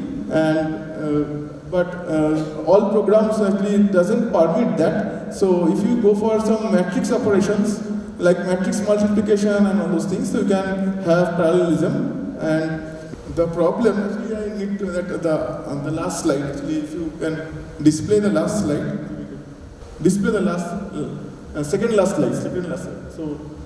So here actually, I'm going to show that the performance degradation and as well as the power savings. Okay, so actually the memory star doesn't have any power, leakage power consumption. So the problem with memory star is that this we have to bridge the gap between the memory star, MMPU and the CPU, because there is a lot of transfer. So actually you are converting any high level language. Actually yes, here actually we are converting a high level language, high level operations to M not and NOT operations. Okay, so it increases the number of instructions. Okay, so that is one problem. And another problem is that the sneak path problem. So the sneak path, it may happen, some low resistive path may exist within the crossbar. Okay, and it can be destructive to the input values, any values, and which will be required in the next operations. And it can give you the erroneous operations. Okay, so these are the things which you have to be very careful. Otherwise, it will work fine. Okay, so this actually we are working on these problems, and we are trying to exploit the parallelism as much as possible. Okay, and so this is all about this. Thank you. Degradation and latency with your approach, but with memory star you can also introduce high parallelism, right? Yes. So why not that degradation is being compensated with respect to CPU? Once again, please tell. So in CPU you cannot have that much parallelism. Yes. But in memory star you can have high parallelism. Yes. But still there is that degradation in latency. Yes, actually to exploit parallelism, actually what we have to do means I have seen some programs actually we can do parallel just like transitive closure. One set operation is like transitive closure. So it can be highly parallelized. And if we can have redundant copies of the inputs, in the memory and we can fully parallelize it. Okay. But actually here the program, the nature of the programs, actually it depends the dependency of the instructions. If there is a dependency of with the current instruction with the previous and the next with the current, there actually in any kind of computation we cannot exploit parallelism. Okay. Okay, thank you. Welcome. As I think Professor rightly said, so thanks for the talk. I think thank you. The parallelism has a severe problem here, and it's not with the memristor, it's the crossbar arrangement. And I'm glad that you at the end you showed the sneak path problem. We call it short circuit path. Short circuit, yes. So if you take two columns, yeah, and depending on your code or the array, you will have two parallel paths and they are horizontally getting shortened. So this is called code dependent parallelism, if you want to call it. And that's one of the limitations why people are struggling with this kind of arrangement. You just replace that memristor with a diode or any element. PCM, ReRAM, anything. You will have the same problem. Okay. People try to make memories only using metals, metal track, vertical and horizontal, and doing a dot connection. Okay.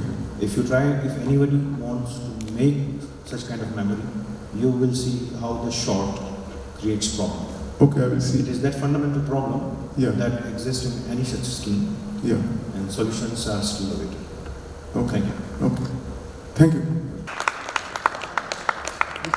Padmaja will do the presentation. She is currently a third-year PhD student working on security validation of complex systems such as SOCs under the guidance of Dr. Ranganath Vemuri in the Digital Design Environment Lab.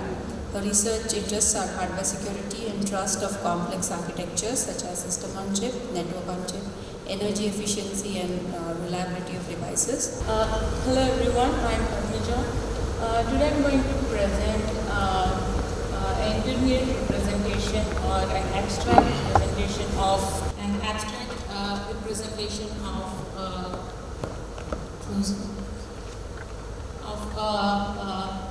security policies.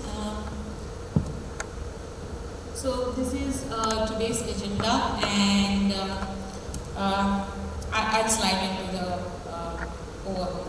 So as the complexity of the chips are increasing over years, as we can see on the left, the increase in the complexity of these modern SOCs also increases the verification cost, and assertion-based verification is one of the formal verification approach to verify the security policies of the design, and system Verilog assertions are using system Verilog assertions. This is one of the approach again.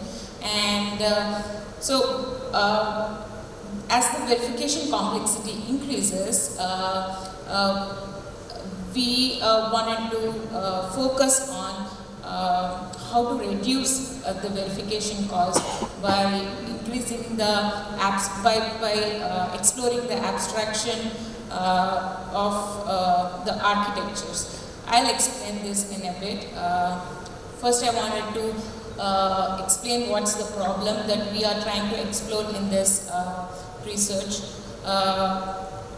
The steps in generating the parameterized assertion is to identify security policies that are applicable to a concrete architecture, a specific architecture, and then determine what are the resources, what are the different signals that are related again to that particular security policies, and then you generate parameterized assertions depending upon those asserts. So this is the flow, and you are repeatedly using this flow for every new SOC in the market and also the existing SOC in the market if you want to verify the design. So this increases the verification cost, as I said before, as the complexity of the SOCs are increasing day by day. So what solution we pose is to capture those essential resources related to the temporal logic and also the information flow security policies, and then we try to abstract and specify what a security policy is for an abstract architecture, thus we try to reduce the verification cost. And this is the scope of the research. Identification and documentation of security policies is a wide and prevailing research, and we have online available sites like CVE that provides the list of the security policies, that documents the security policies.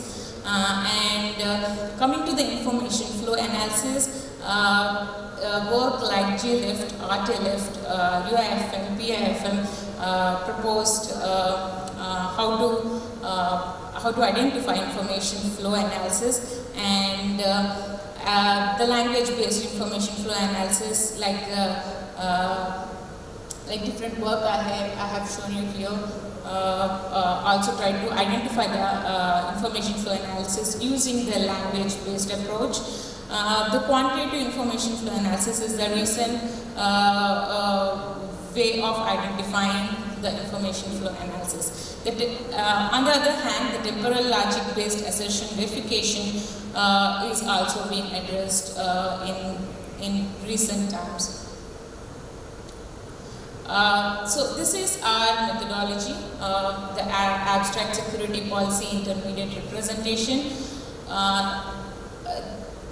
The ASPIRE is a unified representation to specify certain type of information flow and temporal logic security policies. In a bit, I'm going to explain what exact type of information flow and temporal logic policies we are trying to explore here, and also we try to define SOCs as an abstract model and then represent underlying sequence of conditions on the value of the assets. Again, I'm going to explain what the abstract models are and what are the assets and what are the values of the assets. Here I have the flow of our approach. So first we try to develop the abstract architecture from the abstract security policies. So what is an abstract security policy? We have a security policy. For example, whenever there is an exception in the executed instruction, or if the CPU is in the reset state, then the mode of the CPU should switch from user mode to supervisor mode. We try to divide or extract different sub-security policies called abstract security policy, so that they can fit to a wide range of architectures. So, for example, for ASP1 over there, if the CPU is in the reset state, then the mode of the CPU may switch from its lower privileged mode to its highest privileged mode. So for that, we need to know what the reset signal is and what is the value of the reset signal. We have to explore that in the architecture, and also what is the privileged mode. There might be different levels of privileges and different modes for the concrete architecture. It depends upon the concrete architecture, how it is designed. So we also have to explore what those privileged modes are. So here the reset and the privileged mode are the assets for us. And what is the reset value and the privileged mode value, the highest privileged value, the lowest privileged value, are the values of the assets. Right now we develop the abstract architecture using these values of the abstract security policies and the assets of the abstract security policy. And now we are trying to generate the ASPIRE. ASPIRE is a representation of these abstract security policies I just mentioned, this representation is a sequence of conditions of the form B of A, which is the Boolean valued condition of the value of the asset A. For example, like the ASP1 I just mentioned, if the CPU is in a reset state, then the privileged mode should be equal to the highest privileged value. which is like straightforward over there. And similar to that, we have ASP2. We also have #I operator, which is a delay operator, saying if for example the reset is equal to reset mode, the CPU is in reset state, and there is an exception. So after one clock cycle, you have to check for the privileged mode value. It shouldn't be in the lowest privileged mode. So this is how we divide the security policies, and this is how we try to formulate and say this is the condition that you need to check for that for a security policy. Now that we have the Aspire for the abstract architecture, we need to explore the abstract for the concrete architecture to map, to establish an equivalence between them. There are two different cases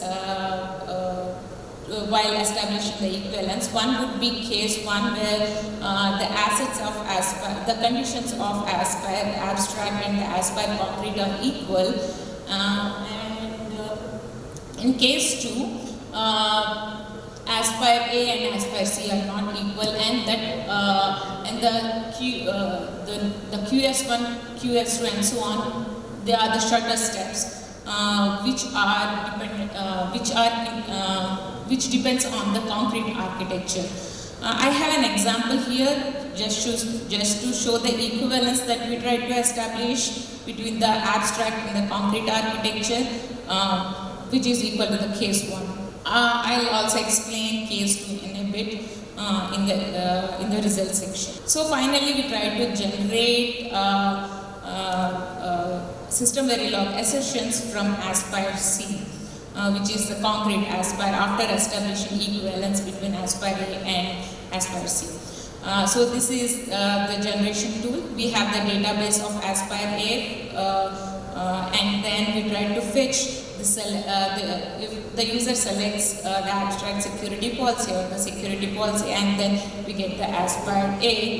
That is given to the concrete architecture, where we obtain the Aspire C, the concrete architecture Aspire, and then we generate, and the SVA generation tool will generate the system Verilog assertion for the verification engineer, so that he can verify the design without the knowledge of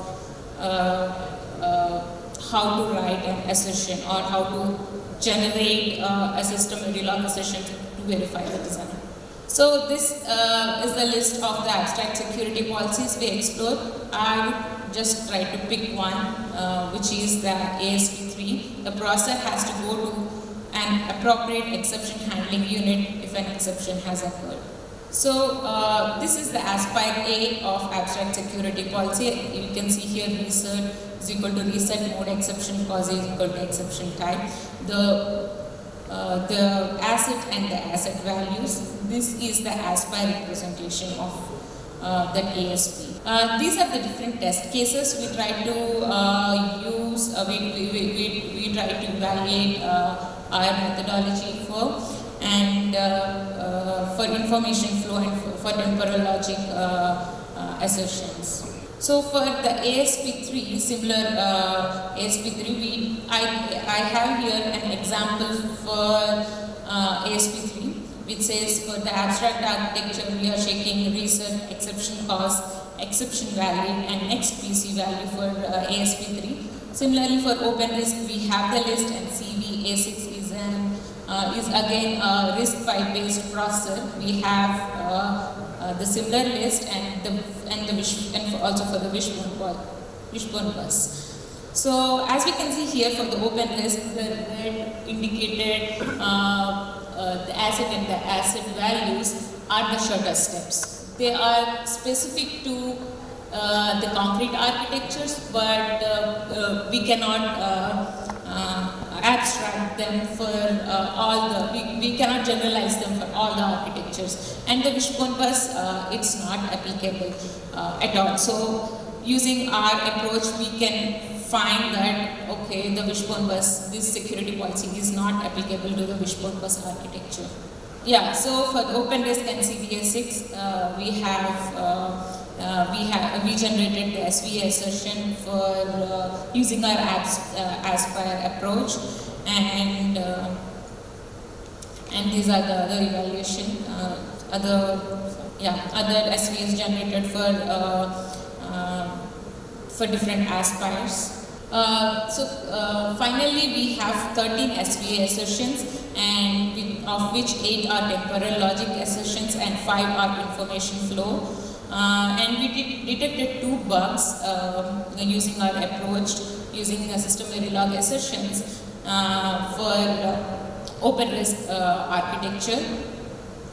Finally, the conclusion and future work. So, using our intermediate representation, we specified temporal logic and information flow policies in a generalized format so that they can be used by a design engineer to verify his design for correctness. And then we also conducted equivalence check using our Aspire representation to say how much concrete and how much the new concrete architecture or the existing concrete architecture is equal to the can be generalized when you compare it to the abstract architecture.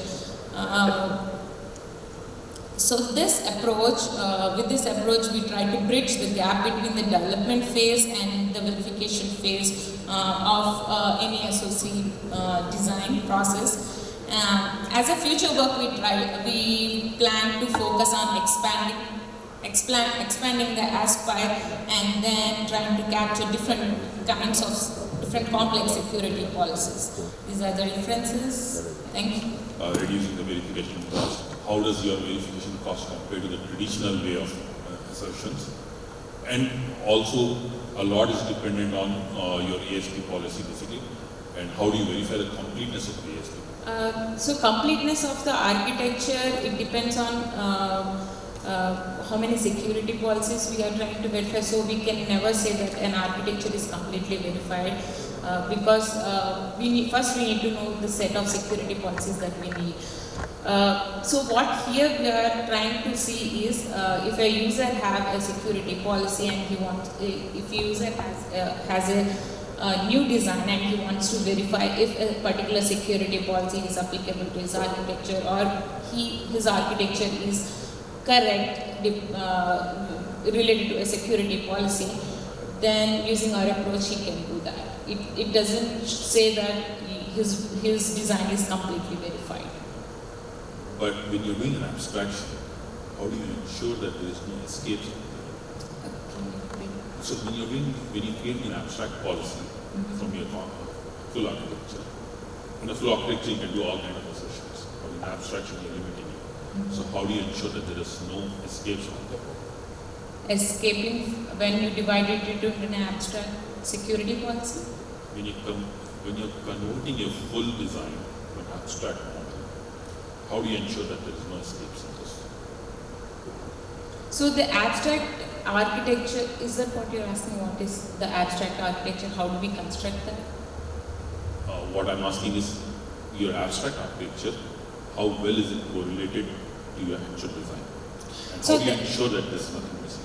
Yeah, so the abstract architecture is just a combination or amalgamation of all the security policies we have taken till now. It doesn't go beyond the security policies. It just takes the assets and the asset values that we try to explore using the security policies, not more than that. First is from Shantanu.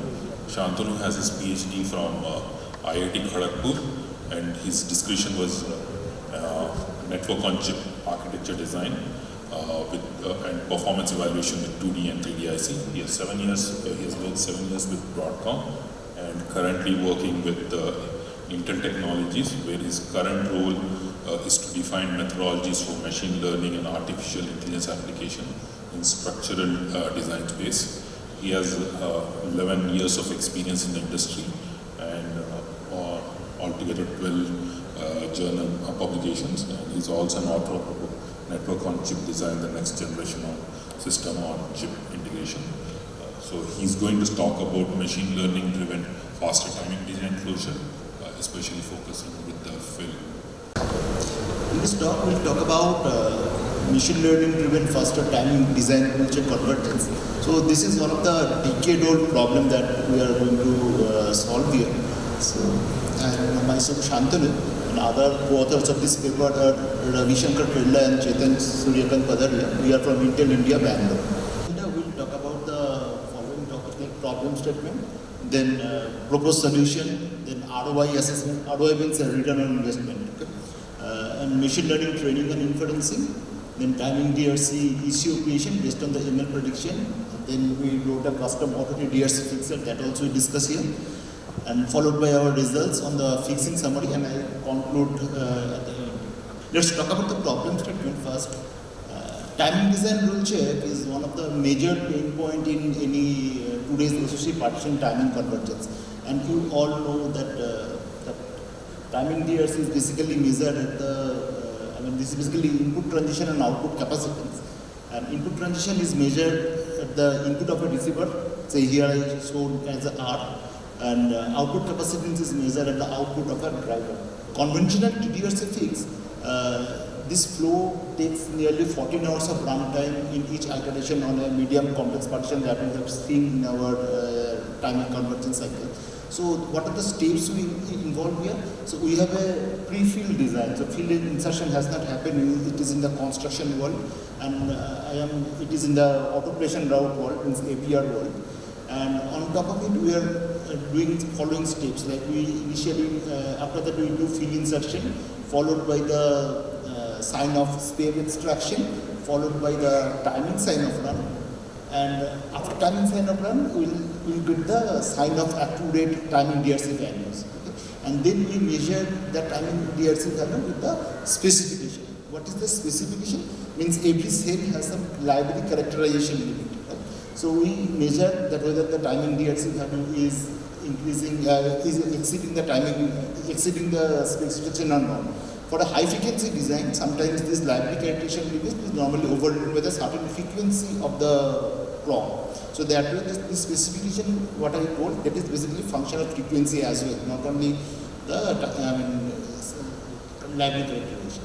So once this step is done, and it has two options, like either yes or no. If it is no, then what we will do, we'll generate the timing ECO, DRC ECO, and followed by we do the implementation after removing the field again. So we remove the field and do the ECO implementation, and this loop iterates. Right?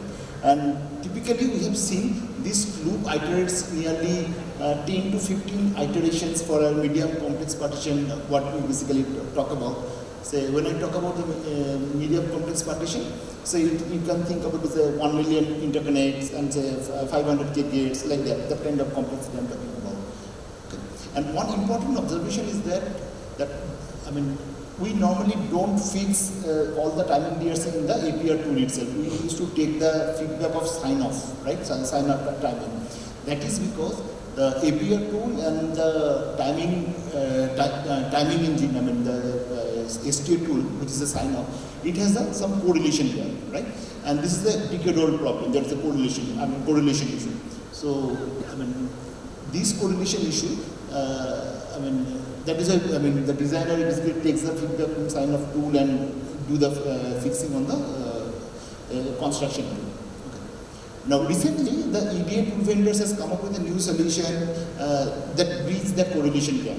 But still, when we adopt this one in our work in Intel, right? So we have seen nearly 12 hours of runtime over 50, in our design, like 600 instance partition.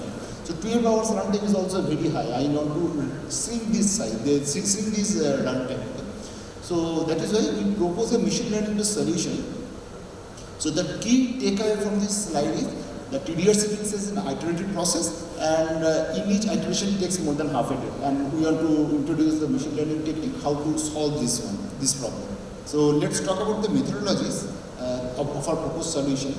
So we basically propose a supervised machine learning technique, which is a regression. So I have some initial designs, a previous design. I I have say nth partition today, I am taking some previous, say n-1 or n-2 or n-3, some previous design. Okay? And we extract the features from this previous design. Features mean we extract the features from both APR tool as well as the sign-off tool, right? And sign-off tool numbers are basically used for the output level, and input features which is taken from the APR tool are kind of used for the machine learning training. I mean the input features of the machine learning model. Then we run regression and we set the base trained model there. And now I have a current design. This I am showing at the inference flow. I have a current design and I take that trained model output and again I extract the features from the current nth design and then we do inferencing. The inferencing is basically very fast. And then based on the predicted output, we see whether it is meeting timing, it is meeting the TDRC spec or not. Right? If it is violating, then we calculate the violation percentage, and we have developed, as I told, some custom model TDRC fixer. With that, this is an in-house solution, some setup to this script. I will talk about this later.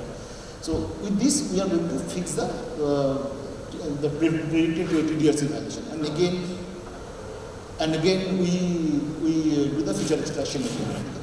And if all the violations are kind of met, then we run the actual timing sign-off, the actual sign-off.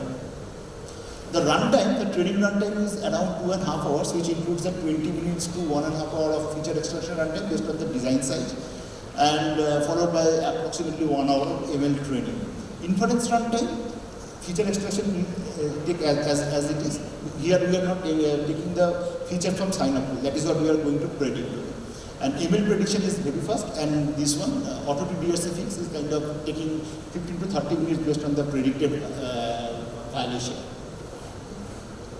So here what we are going to tell that our proposed method is that if our machine learning model, the predicted output is correlating well with the sign-up values, then only it makes sense that I can adopt this one. So I will prove that in my later results slides, and that way I am going to fix all my violations in 2 hours rather than waiting for 12 hours, kind of 12 or 14 hours. So we can skip few iterations and run only 1 or 2 sign-up iterations in every week that way. Earlier we used to run every day, and now we can run 1 iteration or 2 iterations per week. Okay. So this is our proposal. Now I am going to the next slide. So by using machine learning technique, we are expecting faster timing DRC conversions can be possible. Let's see. So ROI assessment, this is a conventional method. Okay, so based on our timing DRC kind of experience, we see initially we have only 15K violations and a lot of setup violation, hold violation, and timing DRC violation. Then typically 6 to 7 iterations in the timing convergence flow. We used to see the timing is improved a lot. So now I will be having nearly DRC violation nearly 100, and setup or hold also improved. But to fix those remaining 100 violations, right, we need again some 6 iterations to fix, because judicious need to fix. If I fix DRC somewhere hold will improve. If I fix hold, somewhere setup will improve. These things I need to take case by case. So you can see there are nearly 15 iterations I have shown, and each iteration is taking 14 hours. So total runtime you can see 15 iteration into 14 hours, which is equal to 210 hours. The proposed solution that is there. So we extract the features and we do the training, right? And from the initial iterations, as we have only as a lot of violations in the beginning of the project, right? So what do you tell that? I have a trained model, and with this trained model, I'll be inferencing twice. Okay, I'll show you a table. So this bottom table, I think it can be visible from the back also. So you can see the color. The yellow color is kind of where I'm doing the training, and the white color is where I'm doing the prediction. So you can see I am doing training only for 3 times in the beginning, cycle 1, cycle 4 and cycle 7. So here I'm spending 14 hours. But rest of the cases I am doing only inferencing where it is 2 hours, right? So overall, and last 2 iterations I am doing the only sign-off fix. If any outliers are there, I am going to fix those by running completely. So here in the proposed method, okay, we are seeing 5 iterations of sign-up, which is 5 into 14, plus 10 iterations of inference, which is only 2 hours. So nearly 90 hours I can close my design. So that way, typically I'm going to save nearly 120 hours, which is more than a week, or nearly 2 weeks. Right? That is our kind of assessment or our kind of ROI here. Now I'll quickly go through the machine learning part, and I'll not spend much over here. We have taken multiple features, okay, from the design, like some wire-related features as mentioned there, some driver and receiver-related features, some design features like max trend, max step limit.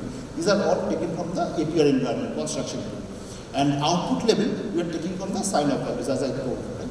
And when you do timing sign-up, we used to take multiple corners. And that multiple corners, when you take, right, we take the worst value of that corner. So in number of corners, I take the worst value for that particular path. Okay, and we have taken, say, we have done actually, random forest, creation tree, okay, neural network, all these proposals, all these things we have done. And we pick the base train model by using the K-fold cross-validation. And what we saw that random forest is giving the base train model, okay, and it is achieving R2 score of 0.96 in the input transition prediction, and while it is going for output capacity is showing very high, 0.9. So R2 score is, it is a figure of merit. Its value is close to 1, means it's a very nicely trained model. Now this is a very interesting slide, okay, from some sub 10 nanometer design with technology is less than 10 nanometer. Sub 10 nanometer design. Here you can see the actual result, the STA and APR. APR means the construction and the timing tool, sign off, how the miscorrelation happened. So this design is having nearly 1 million names, okay, and 12.5% names out of 1 million is outside the 30 PS window. So if I consider that 30 PS is my tolerable limit, 12.5% out of 1 million is outside that window. Okay, so large miscorrelation. Questions and some literatures are here. These are some key values. For DRC, then have you seen what is the comparison for PPA? PPA. So if you directly over-constrain the APR tool, it is the over-constraint first of all. Even I'm seeing in the side run, if you over-constrain the APR tool search based on you are over in the side run, if you over, so why you unnecessarily over-constraining your design? Suppose if you apply 5% over extra pessimism, right? If you basically over-design your thing, right? If you need 3x of a buffer, you are doing 6x of buffer. You should not do that, right? That is not recommended. Not 5% exactly, but what I'm saying is based on sign-off number. So here the concept is, you before running the sign-off tool, you come to know what is my sign-off number. Anyway, I have to fix on my sign-off tool. If I give you from the sign-off number, you can fix on that. Some pessimism means you can see that 0.01% or 0.02% is the area over. That is negligible. But if you say overall for every part you are applying say 5% over constraint, that is not going to happen. That industry does not take that. Cost for training the model, every technology, and at the same time, is there any design penalty, like in the terms of the design side change every time you have to train the model? Good question. So this is, if you have observed, this is a design-specific model. It is not like for a given technology I do training on one. For every block you need to do this. Okay. For every technology also you need to do this. Training runtime, as I told, it is say 2.5 hours kind of, but training runtime will not be a major concern because from any N-1 design and any design, I'll be having at least 12 hours or 24 hours gap, right? ECU, day by day we are getting the ECU. And from that time, I'm taking only 2.5 hours because the training will be happening on the previous design. So previous design is already there with me. I spend 2.5 hours and train model will be there. After one day, the new data will come. I'll do the inference and inference runtime you have seen, right? Only feature extraction there. Yes. Yeah. This is a design specific, not a technology specific. Next we have a presentation from Vibhu. Today he is going to present on machine learning based model for single event upset current predictions on 14 nanometer FinFET. Today I am going to present the work that I have done during my master's at IIT Roorkee. So we wrote a paper on machine learning based model for single event upset current prediction in 40 nanometer FinFETs. Dr. Spurge and Mr. Vivek from IIT are my co-authors. So this is the flow of this presentation. We'll be going through the problem statement, then the methodology, and we will see some results and along with the validations. As we know that FinFETs have become one of the most promising candidates for the VLSI. They have eventually found applications in defense and space sectors. This device is structural design and with additional gate, electrodes and channel surfaces offers a dynamic threshold voltage control. But without considering radiation effects on the applications of these devices, they cannot be used in such critical applications like space. To understand the criticality of this, let us consider the case scenario that was seen during the 2003 elections held in Belgium. There, an error was detected in the electronic voting machines. The problem was more votes were counted as compared to the number of registered persons. So later upon during the investigations, it was found that the SEU, single effect upset effect, in SRAM was concluded as the possible cause for this malfunction. This was result of some rogue cosmic ray that was that strike that machine. Now we come to the problem with these devices. Like all other devices, FinFETs are also vulnerable to radiation hazards. This slide explains some of the most common radiation phenomenon effects, like the single event upset. Here, if the charge collected by the circuit sensitive node is higher than the critical charge, the state changes. Similarly, we have SCFI interrupting, then we have single event latch-up effect and single event gate rupture. So in single event gate rupture, it leads to destruction of gate oxide in the presence of high electric field during radiation. So this can be seen during the writing process of EEPROM. So the main task here we need to address is to mitigate these transient current generated. The designer needs to simulate these to see the effects of radiation on the device that he is designing. So the mechanism involved here can be understood through these figures that shows the charge collection and SCT generation. When the radiation particle from any rogue source strikes our device, these happens. So as you can see in the figure A, the charge particles traverses through this path, and the particle produces a dense radial cloud distribution of EHPs, electron hole pairs. As seen from figure B, outside this depletion region, the non-equilibrium charge distribution induces a temporary funnel shape. You can see the funnel shape over there. Potential distortion along the trajectory of the event. In the third C figure, the funnel collapses, diffusion component then dominates, and the collection process until all the excess charges have been recollected, recombined, diffused away from the junction area. The fourth figure, the D figure, shows current versus time to illustrate the charge collection and SCT generation. This figure here shows the variation of radiation-induced current at various LET values with respect to times. So what is LET? LET is linear energy transfer used to measure the effectiveness of an ion in causing a single event effect. It is the amount of energy lost by the incident ion when it traverses through the device. In TCAD, we did TCAD simulations for this. So there were two options for the units, LET_F, that was default, and activated by the keyword picocoulomb.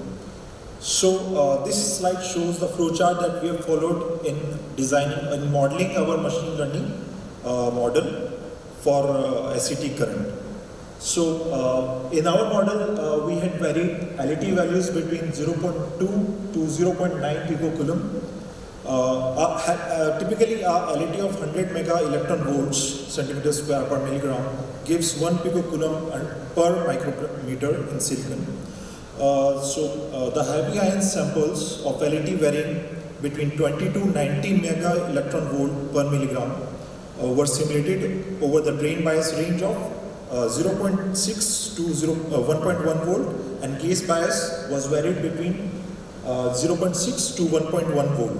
Here is the structure that we are designed in the TCAD Centaurus tool of a 14 nanometer FinFET. This was used for the process for our simulation. So typically the channel length was 14 nanometer and work function considered was 4.305 electron volt. Here you can see the TCAD simulation of the heavy ion charge density after it strikes the middle of the gate and channel. After running several iterations of this Centaurus TCAD simulation, a data set of 270,250 points was generated. So like each simulation that we did, like we varied VG at 0.6, then we changed the biases. So each iteration took around 4 hours per simulation. So this plot here shows different variation of current with LET when it is increased from 0.2 to 0.9 picocoulomb per micrometer. And the other plot shows the variation of current when the gate bias was varied between 0.2 to 0.8 volt. For our model, we tried different ANNs and evaluated them, and this table here shows the mean square error values while using the respective networks. So here we notice that 16 cross 8 cross 1 ANN network gives the least MSE. So here it has 2 hidden layers, and activation functions used were tensing and purely linear. The input data here, the 4 input features like time, LET, drain bias and gate bias were taken as input layers, input features. Then it was normalized, and after passing through the activation layers and the hidden layers, we got the drain current after denormalization. These are some of the more validations that we obtained from our model that are very much in agreement with the TCAD simulations. So as you can see, the solid lines are the data that we got from the TCAD simulations, and the dotted lines are the predicted values through our model. So this model was very much in agreement with the values that we got from the TCAD simulations. So to conclude, we can say that a machine learning approach can be an efficient method for device engineering. This model may be integrated with circuit simulators to help digital and analog designers analyze and mitigate the radiation effects on their circuits, and thus machine learning approaches may be extended to supplement TCAD for accelerating the analysis of various device parameters. So all our ML codes and raw data and process data set is available on the GitHub repositories, and you can find the link in the paper as well. So these are some of the references. For finishing up time, any questions? You mentioned that you have a nice correlation between the TCAD simulations and your predicted model, right? So have you ever tested it with the silicon data also, or how it is correlation with the silicon results? So like the TCAD design of that 40 nanometer FinFET, that was pre-calibrated, that my co-author has published in some other paper, and But that is just a computer simulations, right? Not the silicon. We have not done it physically on silicon. Okay. So you plan to do in this project? Maybe I'm currently, I just finished my master's. Maybe I look for some PhD opportunities. Okay. Thank you so much. What are the parameters on which you have trained this model? So like we took time the gate bias, the drain bias. So you can see here in this model. So these are our input features. Apart from these, we can also take one more feature, that was the strike location. In our paper, we have taken strike location as the center of that channel, 0.0.